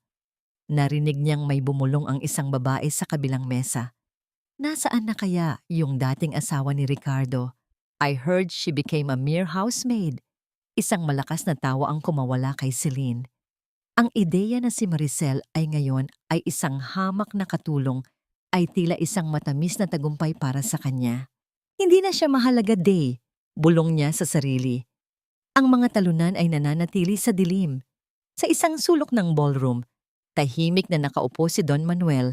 Ang kanyang mukha ay seryoso habang pinagmamasdan ang bawat galaw ni Ricardo. Sa kanyang isipan, naririnig niya ang mga pahayag ng kapalaluan ng batang lalaki, ang hindi pagkakaintindihan nito sa tunay na halaga ng tagumpay. May hawak siyang isang maliit na rosaryo. Ang kanyang mga daliri ay marahang dumadaan sa mga butil nito. Ang kanyang mga mata ay nanatiling nakatingin sa pintuan, naghihintay. Nasaan na kaya yung Maricel na yan? Ang talunan na yan? Muling sambit ni Ricardo, bahagyang napatawa sa mga kaibigan niya. Ang pagbanggit sa pangalan ni Maricel ay tila pagpapatunay lamang sa kanyang pagmamayabang. Akala niya, ang pagiging patay sa kanyang buhay ni Maricel ay ang kanyang pinakamalaking tagumpay. Ngunit sa mga salita ni Ricardo, isang kakaibang katahimikan ang biglang bumalot sa buong ballroom. Ang mga tawanan ay unti-unting namatay. Ang mga bulungan ay naging mahinang paghinga. Ang lahat ng mga mata, tila pinagsama-sama ng isang hindi nakikitang puwersa, ay sabay-sabay na napatingin sa malaking pinto ng ballroom. Isang matandang katulong ng hotel na matagal nang nagtatrabaho sa lugar na yon ang nakaramdam ng kaba sa kanyang dibdib. Nakakita na siya ng maraming nagmamayabang na mayayaman. Ngunit ngayon, may kakaiba sa hangin. Sa isang sulok, nakita niya ang kanyang sarili sa salamin. Sa labas ng hotel, isang itim na limusin, mahaba at makintab, ang dahan-dahang huminto sa harap ng main entrance. Ang mga ilaw ng paparating na sasakyan ay sumilaw sa kanyang salamin at sa pagbukas ng pinto, isang anino ang dahan-dahang bumaba. Ang bawat ingay sa ballroom ay tila huminto. Ang bawat puso ay tila pumigil sa pagtibok. Sa mga sandaling iyon, ang lahat ay nakatitig sa pinto. Sino kaya ang misteryosong bisita na may kakayahang patigilin ng oras at handa na ba ang mga puso ng mga mapagpanggap sa pagdating ng reynang matagal nang inakala nilang patay? Ang malaking pinto ng ballroom ay dahan-dahang bumukas at ang lahat ng ilaw ay tila humina. Ibinubuhos ang kanilang sinag sa isang babaeng nakatayo sa may entrada. Nakasuot siya ng isang tailored deep red power suit na perpektong humubog sa kanyang matikas na katawan. Ang kanyang buhok ay maikli at elegante, at ang kanyang mukha, na dating puno ng pagod, ay ngayon ay pininta ng determinasyon at isang malamig na kapangyarihan. Siya ay si Maricel. Ang kanyang mga mata, na ngayon ay mas matalas kaysa dati, ay dahan-dahang lumibot sa buong silid, na para bang kinikilala ang bawat isa sa mga naroroon. Nang bumagsak ang kanyang tingin kina Ricardo at Celine, isang halos hindi nakikitang ngiti ang sumilay sa kanyang mga labi. Puno ng pait at tagumpay. Nagulat ang lahat. Ang mga bulungan ay biglang naging katahimikan. Si Ricardo, na kanina lang ay nagmamayabang sa entablado, ay natigilan. Ang kanyang baso ng champagne ay dahan-dahang nabitawan, at ang tunog ng pagbasag ng kristal sa sahig ay tila ang huling musika ng kanyang kaharian. Ang mukha ni Celine ay namutla. Ang kanyang panga ay bumagsak sa hindi makapaniwalang pagkabigla. "Mama Maricel?" Pabulong na sabi ni Ricardo, na para bang nakakita ng multo. Hindi sumagot si Maricel. Dahan-dahan siyang naglakad sa gitna ng silid. Ang kanyang black stiletto heels ay lumikha ng isang malakas at tiyak na tunog sa marmol na sahig. Ang bawat hakbang niya ay tila isang nota sa isang marchang digmaan. Ang mga mata ng lahat ay nakasunod sa kanya. Ang kanilang mga puso ay puno ng pagtataka at kaba.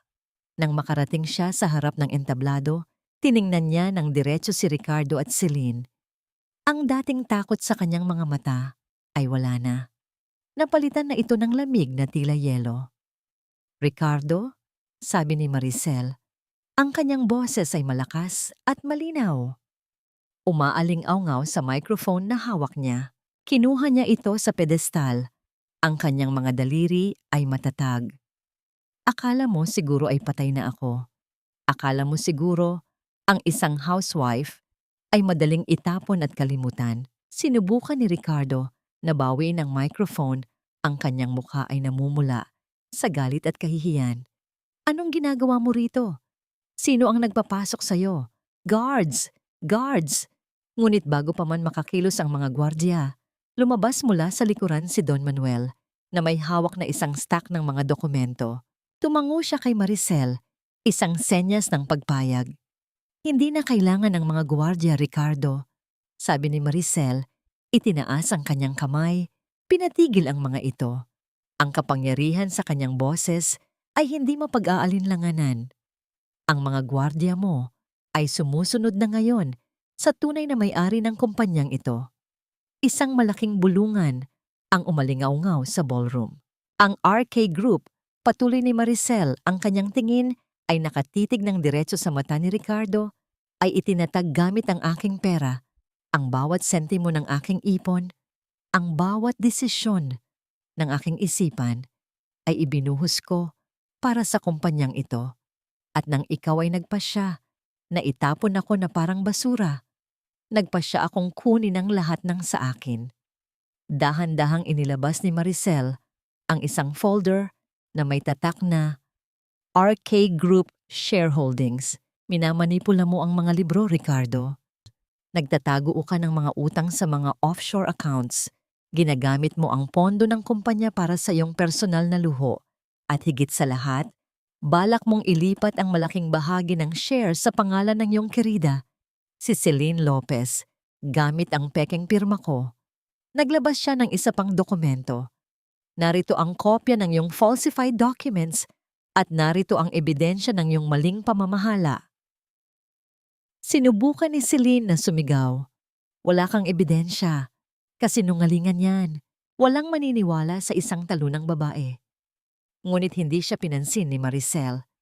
At tungkol naman sa Acacia Holdings, sinabi niya, ang kanyang tinig ay malamig. Ang kumpanyang yan, Ricardo, ay akin.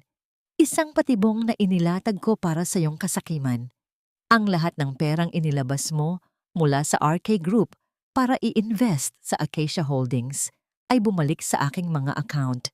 Binili ko ang iyong kumpanya gamit ang sarili mong pera. Isang malakas na ang umalingaw-ngaw sa buong silid. Hindi makapaniwala si Ricardo.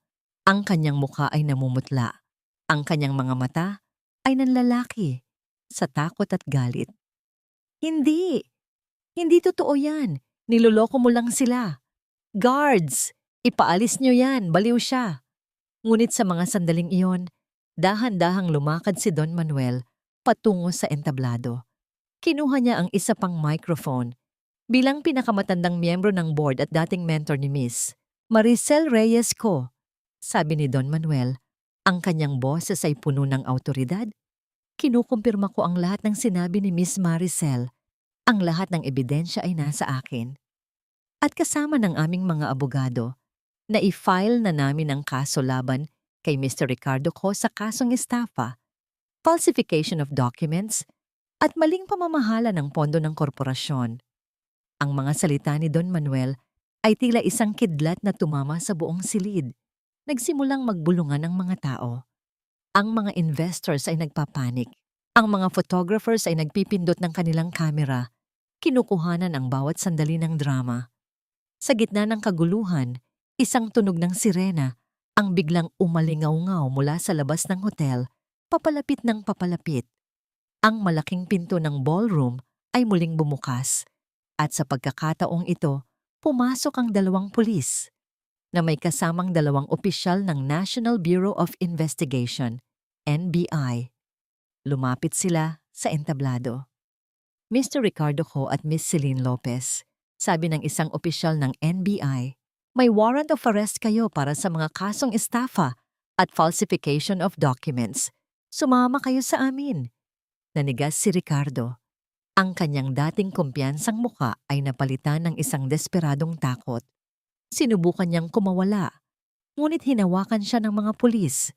Maricel, paano mo nagawa ito sa akin? Hindi ka ba naawa? Asawa mo ako. Sigaw ni Ricardo. Ang kanyang boses ay puno ng galit at hinanakit habang kinakaladkad siya palabas. Tumingin si Maricel kay Ricardo. Sa kanyang mga mata, makikita ang sakit ng nakaraan, ngunit mas matindi ang lamig ng hustisya. Awa?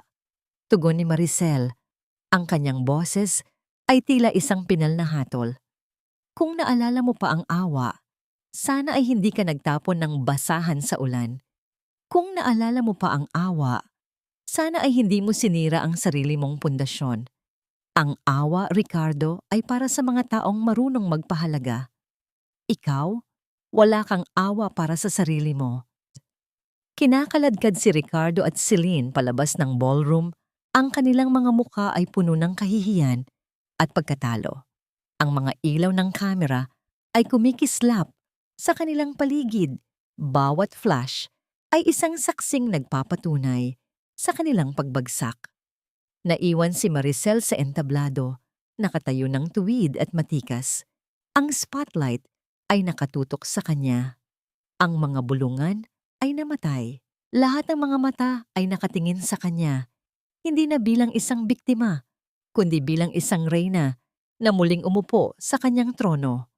Ngunit sa likod ng lahat ng tagumpay, isang tanong ang nanatili sa kanyang isipan, isang tanong na magiging simula ng kanyang tunay na paglalakbay. Ngayong nagiba na niya ang tore ng kasinungalingan, sapat na ba ang tagumpay na ito para tuluyang mawala ang sakit at pait sa kanyang puso? O may mas malalim pa siyang sugat na kailangan niyang paghilumin mag-isa? Ang mga ilaw ng kamera ay nagmistulang flash ng kidlat na humampas sa mukha ni na Ricardo at Celine habang sila ay kinakaladkad palabas ng ballroom. Ang bawat flash ay isang saksing nagpapatunay sa kanilang pagbagsak, isang paalala ng kanilang kahihiyan. Ngunit kung si Ricardo ay puno ng galit at pagtataka, si Celine naman ay puno ng takot at hindi makapaniwalang gulat. "Ricardo, anong nangyayari?" Sigaw ni Celine. Ang kanyang boses ay tila isang pusang natatakot. "Anong gagawin natin? Hindi ito totoo. Hindi ito totoo." Ngunit hindi na siya pinansin ni Ricardo. Ang dating matatag na lalaki ay ngayon ay naging isang desperadong nilalang. Ang kanyang mga mata ay nanlalaki sa paghahanap ng paraan para makatakas. Nang makasakay sila sa NBI van, isang malakas na tunog ng pagsara ng pinto ang humiwalay sa kanila sa dating buhay na kanilang pinaniwalaan. Ang dating reyna na si Celine ay ngayon ay isang preso lamang. Sa loob ng selda, ang marangyang suot ni Celine ay tila isang panunuya. Ang kanyang mamahaling gown ay marumi na at ang kanyang make-up ay kumalat dahil sa pag-iyak. Tiningnan niya si Ricardo na nakaupo sa isang sulok, ang kanyang muka ay balot ng pagkadismaya. "Ricardo, mahal, kausapin mo ako. Sabihin mo na hindi ito ang katapusan." Pagsusumamo ni Celine, lumapit at pilit na hinawakan ang kamay ng lalaki. Ngunit inalis ni Ricardo ang kanyang kamay. Ang kanyang tingin kay Celine ay hindi na pagmamahal, kundi isang halo ng sisi at pandidiri. "Ikaw ang may kasalanan nito. Ikaw ang nagtulak sa akin sa kasakiman. Kung hindi ka lang sana lumapit sa akin, kung hindi mo sana ako nilandi, hindi sana mangyayari ito." Nanlaki ang mga mata ni Celine. Ang mga salita ni Ricardo ay parang isang matalim na balisong na tumusok sa kanyang puso. "Ako? Ako ang may kasalanan? Ikaw ang nangako sa akin ng lahat. Ikaw ang nangako na iiwan mo si Maricel.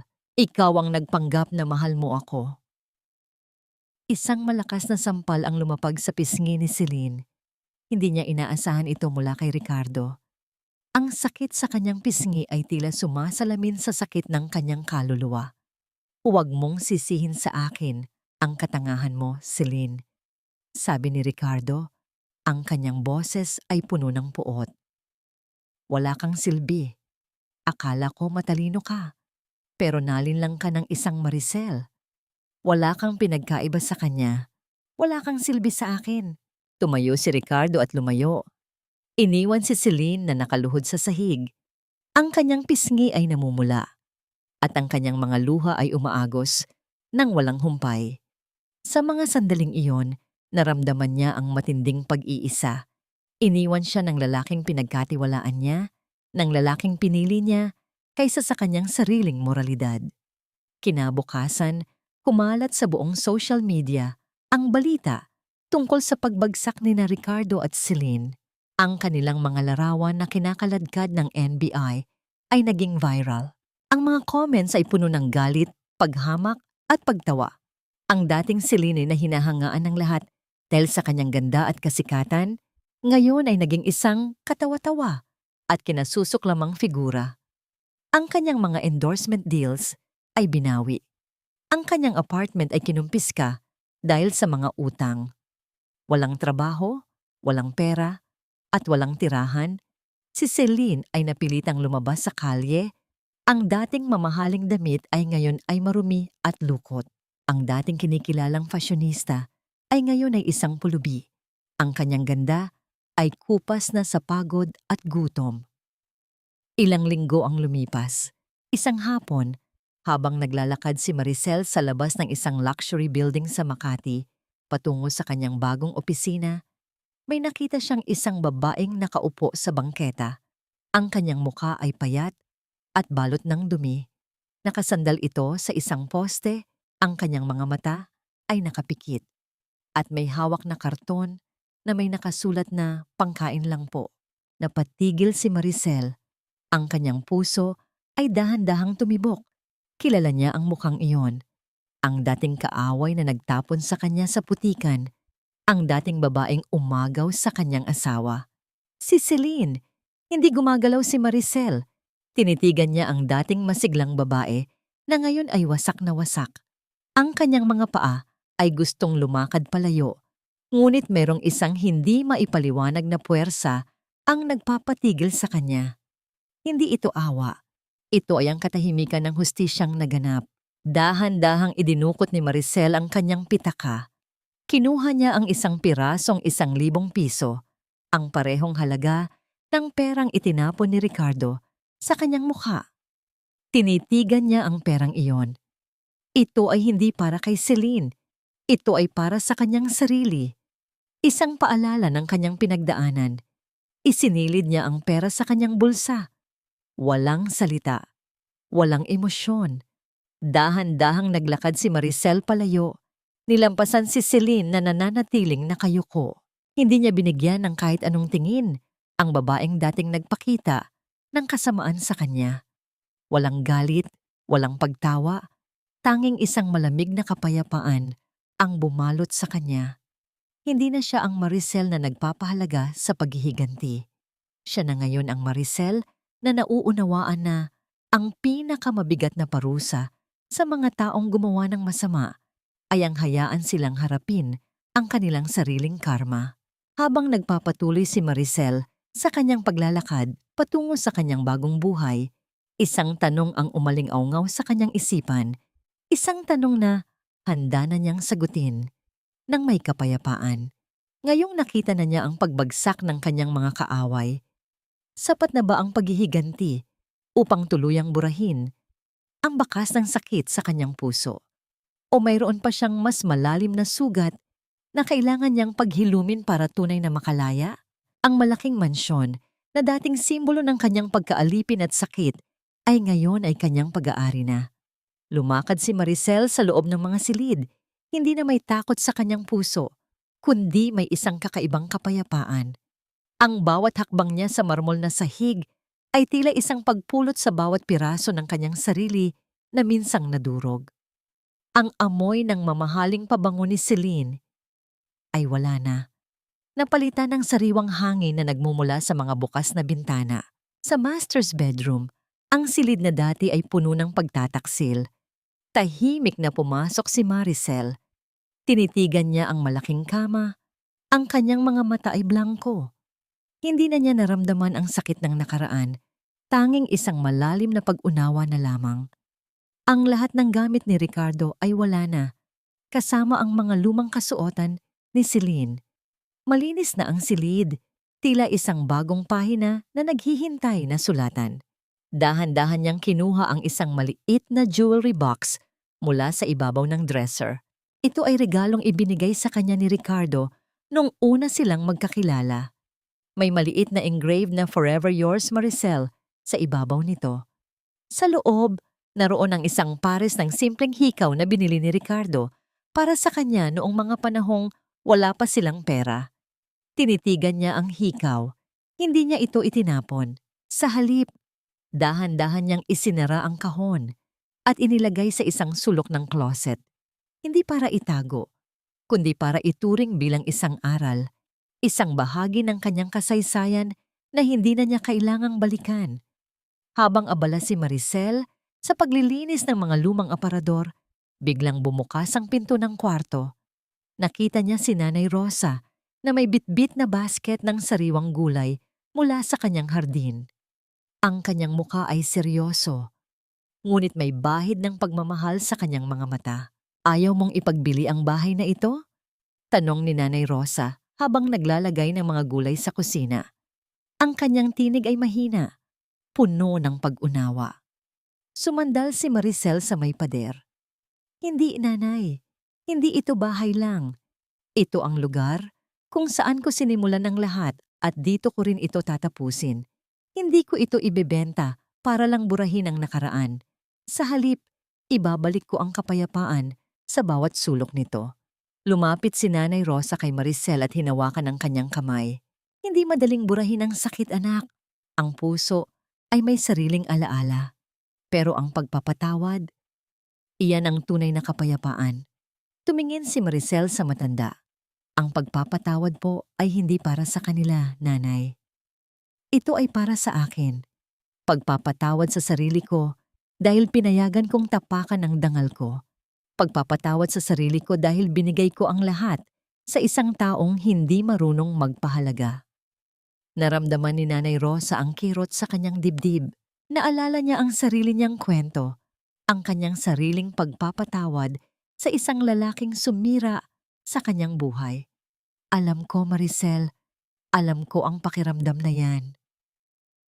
Nagkatinginan sila at sa mga mata ng bawat isa, nakita nila ang parehong sakit, parehong lakas. Ang kanilang mga puso ay tila naging isang tulay ng pag-unawa, isang koneksyon na mas matibay pa sa anumang pamilya. Ang mahalaga ngayon, patuloy ni Nanay Rosa, ay ang bumangon ka. At bumangon ka nga. Higit pa sa inaakala ng kahit sino. Naglabas si Maricel ng isang lumang album mula sa kanyang maleta.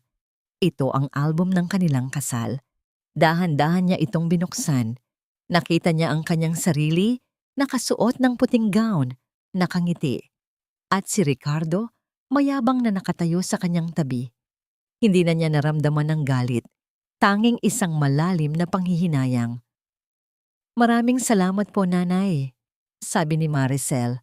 Ang kanyang boses ay tila isang malakas na hininga ng kaluwagan. Salamat sa pagtitiwala, sa pagiging boses ng katotohanan. Niyakap ni Nanay Rosa si Maricel, isang yakap na puno ng pagmamahal at pag-unawa. Sa mga sandaling iyon, ang bahay na dating puno ng pagtataksil ay tila na puno ng isang bagong init. Ang init ng pamilya, ng pagpapatawad at ng paghilom. Nang gabing iyon, matapos magpaalam si Nanay Rosa, lumabas si Maricel sa hardin. Ang dating lanta at hindi inalagaan na halaman ay ngayon ay nagsisimulang mamulaklak. Ang mga bulaklak na dilaw at puti ay tila sumasayaw sa ilalim ng ilaw ng buwan, nagbibigay ng kakaibang kagandahan sa gabi. Kinuha niya ang isang bulaklak na malapit ng mamukadkad at dahan-dahang hinaplos ang petals nito. Naalala niya ang kanyang sarili, isang halaman na halos mamatay, ngunit muling nabigyan ng buhay. Ang kanyang mga sugat ay hindi pa lubusang naghilom, ngunit ang sakit ay hindi na nanunuot. Napalitan na ito ng isang bagong pag-asa. Dahan-dahan siyang pumasok sa loob. Binuksan niya ang kanyang laptop. Ang screen ay umilaw. Isang email mula sa kanyang legal team ang nakasulat. Ricardo Co and Celine Lopez have been sentenced to 10 years in prison for their crimes. Tinitigan ni Maricel ang mga salitang iyon. Ang kanyang puso ay nanatiling tahimik.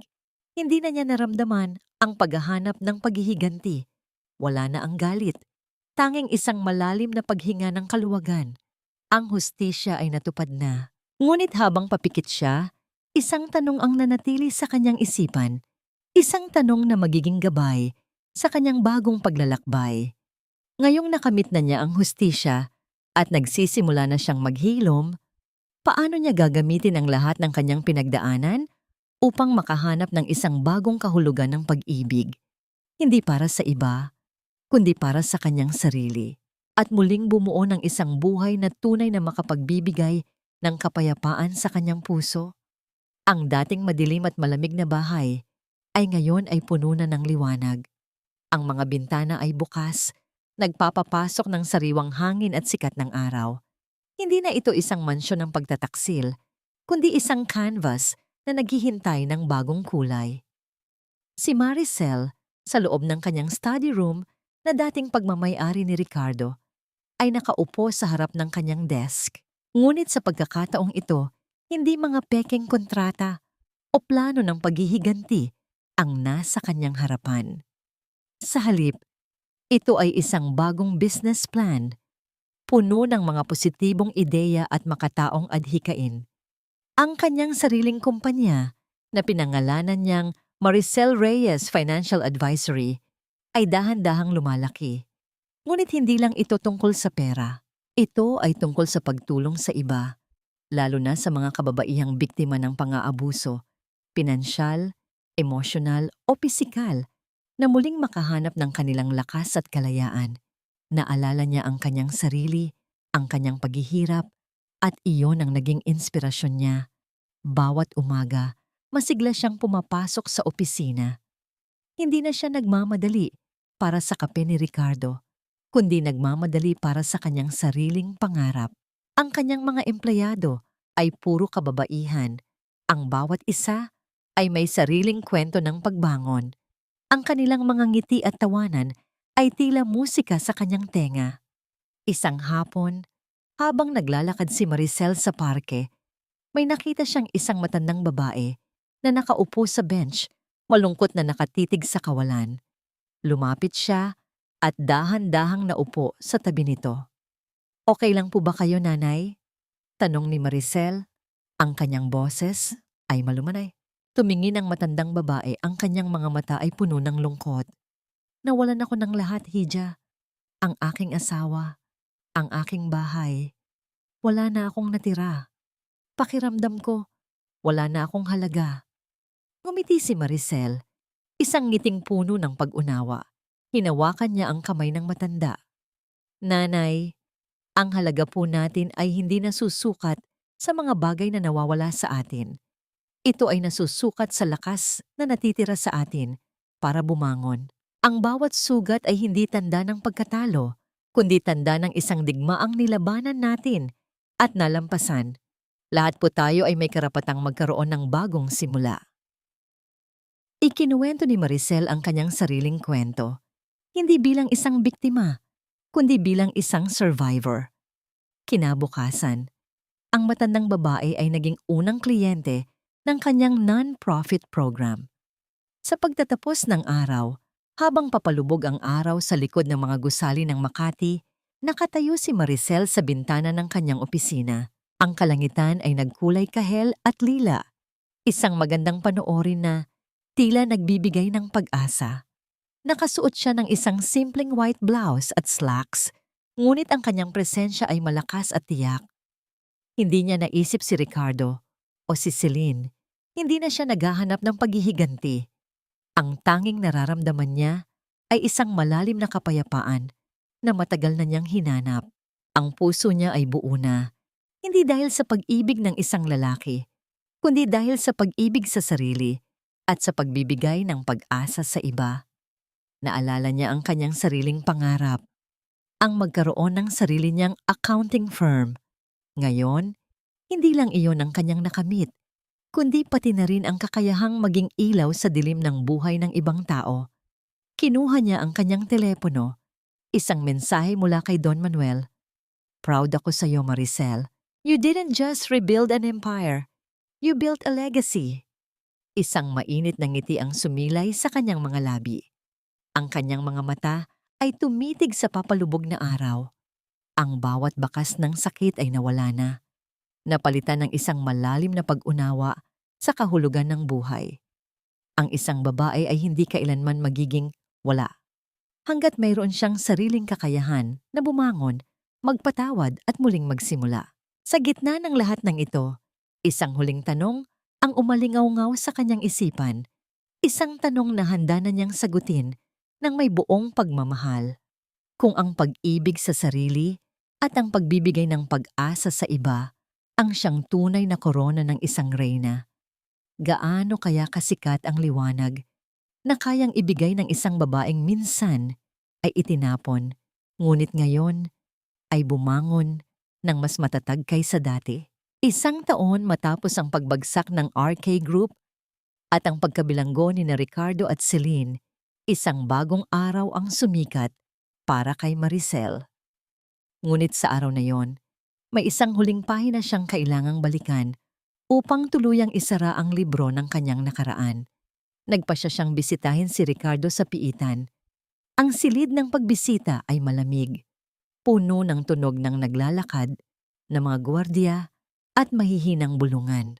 Sa likod ng makapal na salamin, nakita ni Maricel si Ricardo. Ang dating matikas na negosyante ay ngayon ay payat.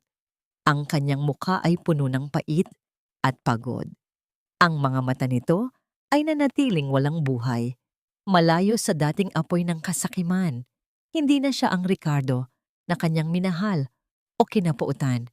Siya ay isang anino na lamang ng kanyang dating sarili. Maricel, pabulong na sabi ni Ricardo.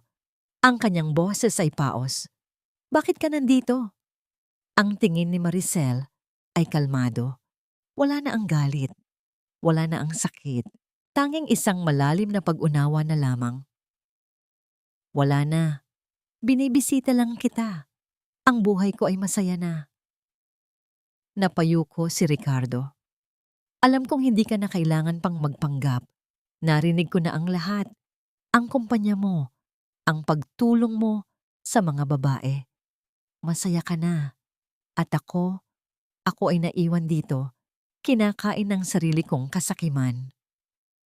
Isang sandali ng katahimikan ang bumalot sa kanila. Hindi ito ang katahimikan ng paghihiganti. Ito ay ang katahimikan ng hustisyang naganap. Ang kapayapaan ay hindi makikita sa pagbagsak ng iba, Ricardo. Sabi ni Maricel, ang kanyang boses ay malumanay, ngunit puno ng bigat. Makikita ito sa pagpapatawad, hindi para sa'yo, kundi para sa sarili ko. Pinatawad ko na ang sarili ko dahil pinayagan kitang sirain ako. At sa pagpapatawad na yon, nakalaya ako. Nang makita ni Maricel ang kanyang reflection sa salamin, nakita niya ang isang babaeng malaya. Malaya sa galit, malaya sa nakaraan. Ang kanyang puso ay buo na, hindi dahil sa sinumang tao, kundi dahil sa pagkilala sa sariling halaga at sa kapangyarihang bumangon. Pagkatapos ng pagbisitang yon, bumalik si Maricel sa kanyang buhay, isang buhay na mas makabuluhan kaysa dati. Ang kanyang kumpanya ay naging kanlungan para sa mga kababaihan, isang patunay na ang sakit ay maaaring maging simula ng isang pagbabago. Bawat araw, nakakakita siya ng mga ngiting muling nabubuo, mga pangarap na muling binibigyan ng kulay. Sa huling gabi, nakaupo si Maricel sa balkonahe ng kanyang bagong tahanan, isang simpleng bahay na malapit sa dagat. Hawak niya ang isang tasa ng mainit na kape. Ang hangin ay sariwa at ang tunog ng mga alon ay tila musika sa kanyang tenga. Tumingin siya sa kanyang mga kamay, ang mga kamay na dating nagsilbi sa isang lalaking walang utang na loob. Ngayon ay nagsisilbi sa pagtulong sa iba at higit sa lahat, sa kanyang sarili. Hinanap niya ang kanyang puso at doon nakita niya ang isang kapayapaan na mas matamis kaysa sa anumang tagumpay, mas malalim kaysa sa anumang paghihiganti. Natuklasan niya na ang tunay na kapangyarihan ay hindi ang kayang sirain ng isang tao, kundi ang kayang itayo ng isang tao mula sa abo ng kanyang pagkasira.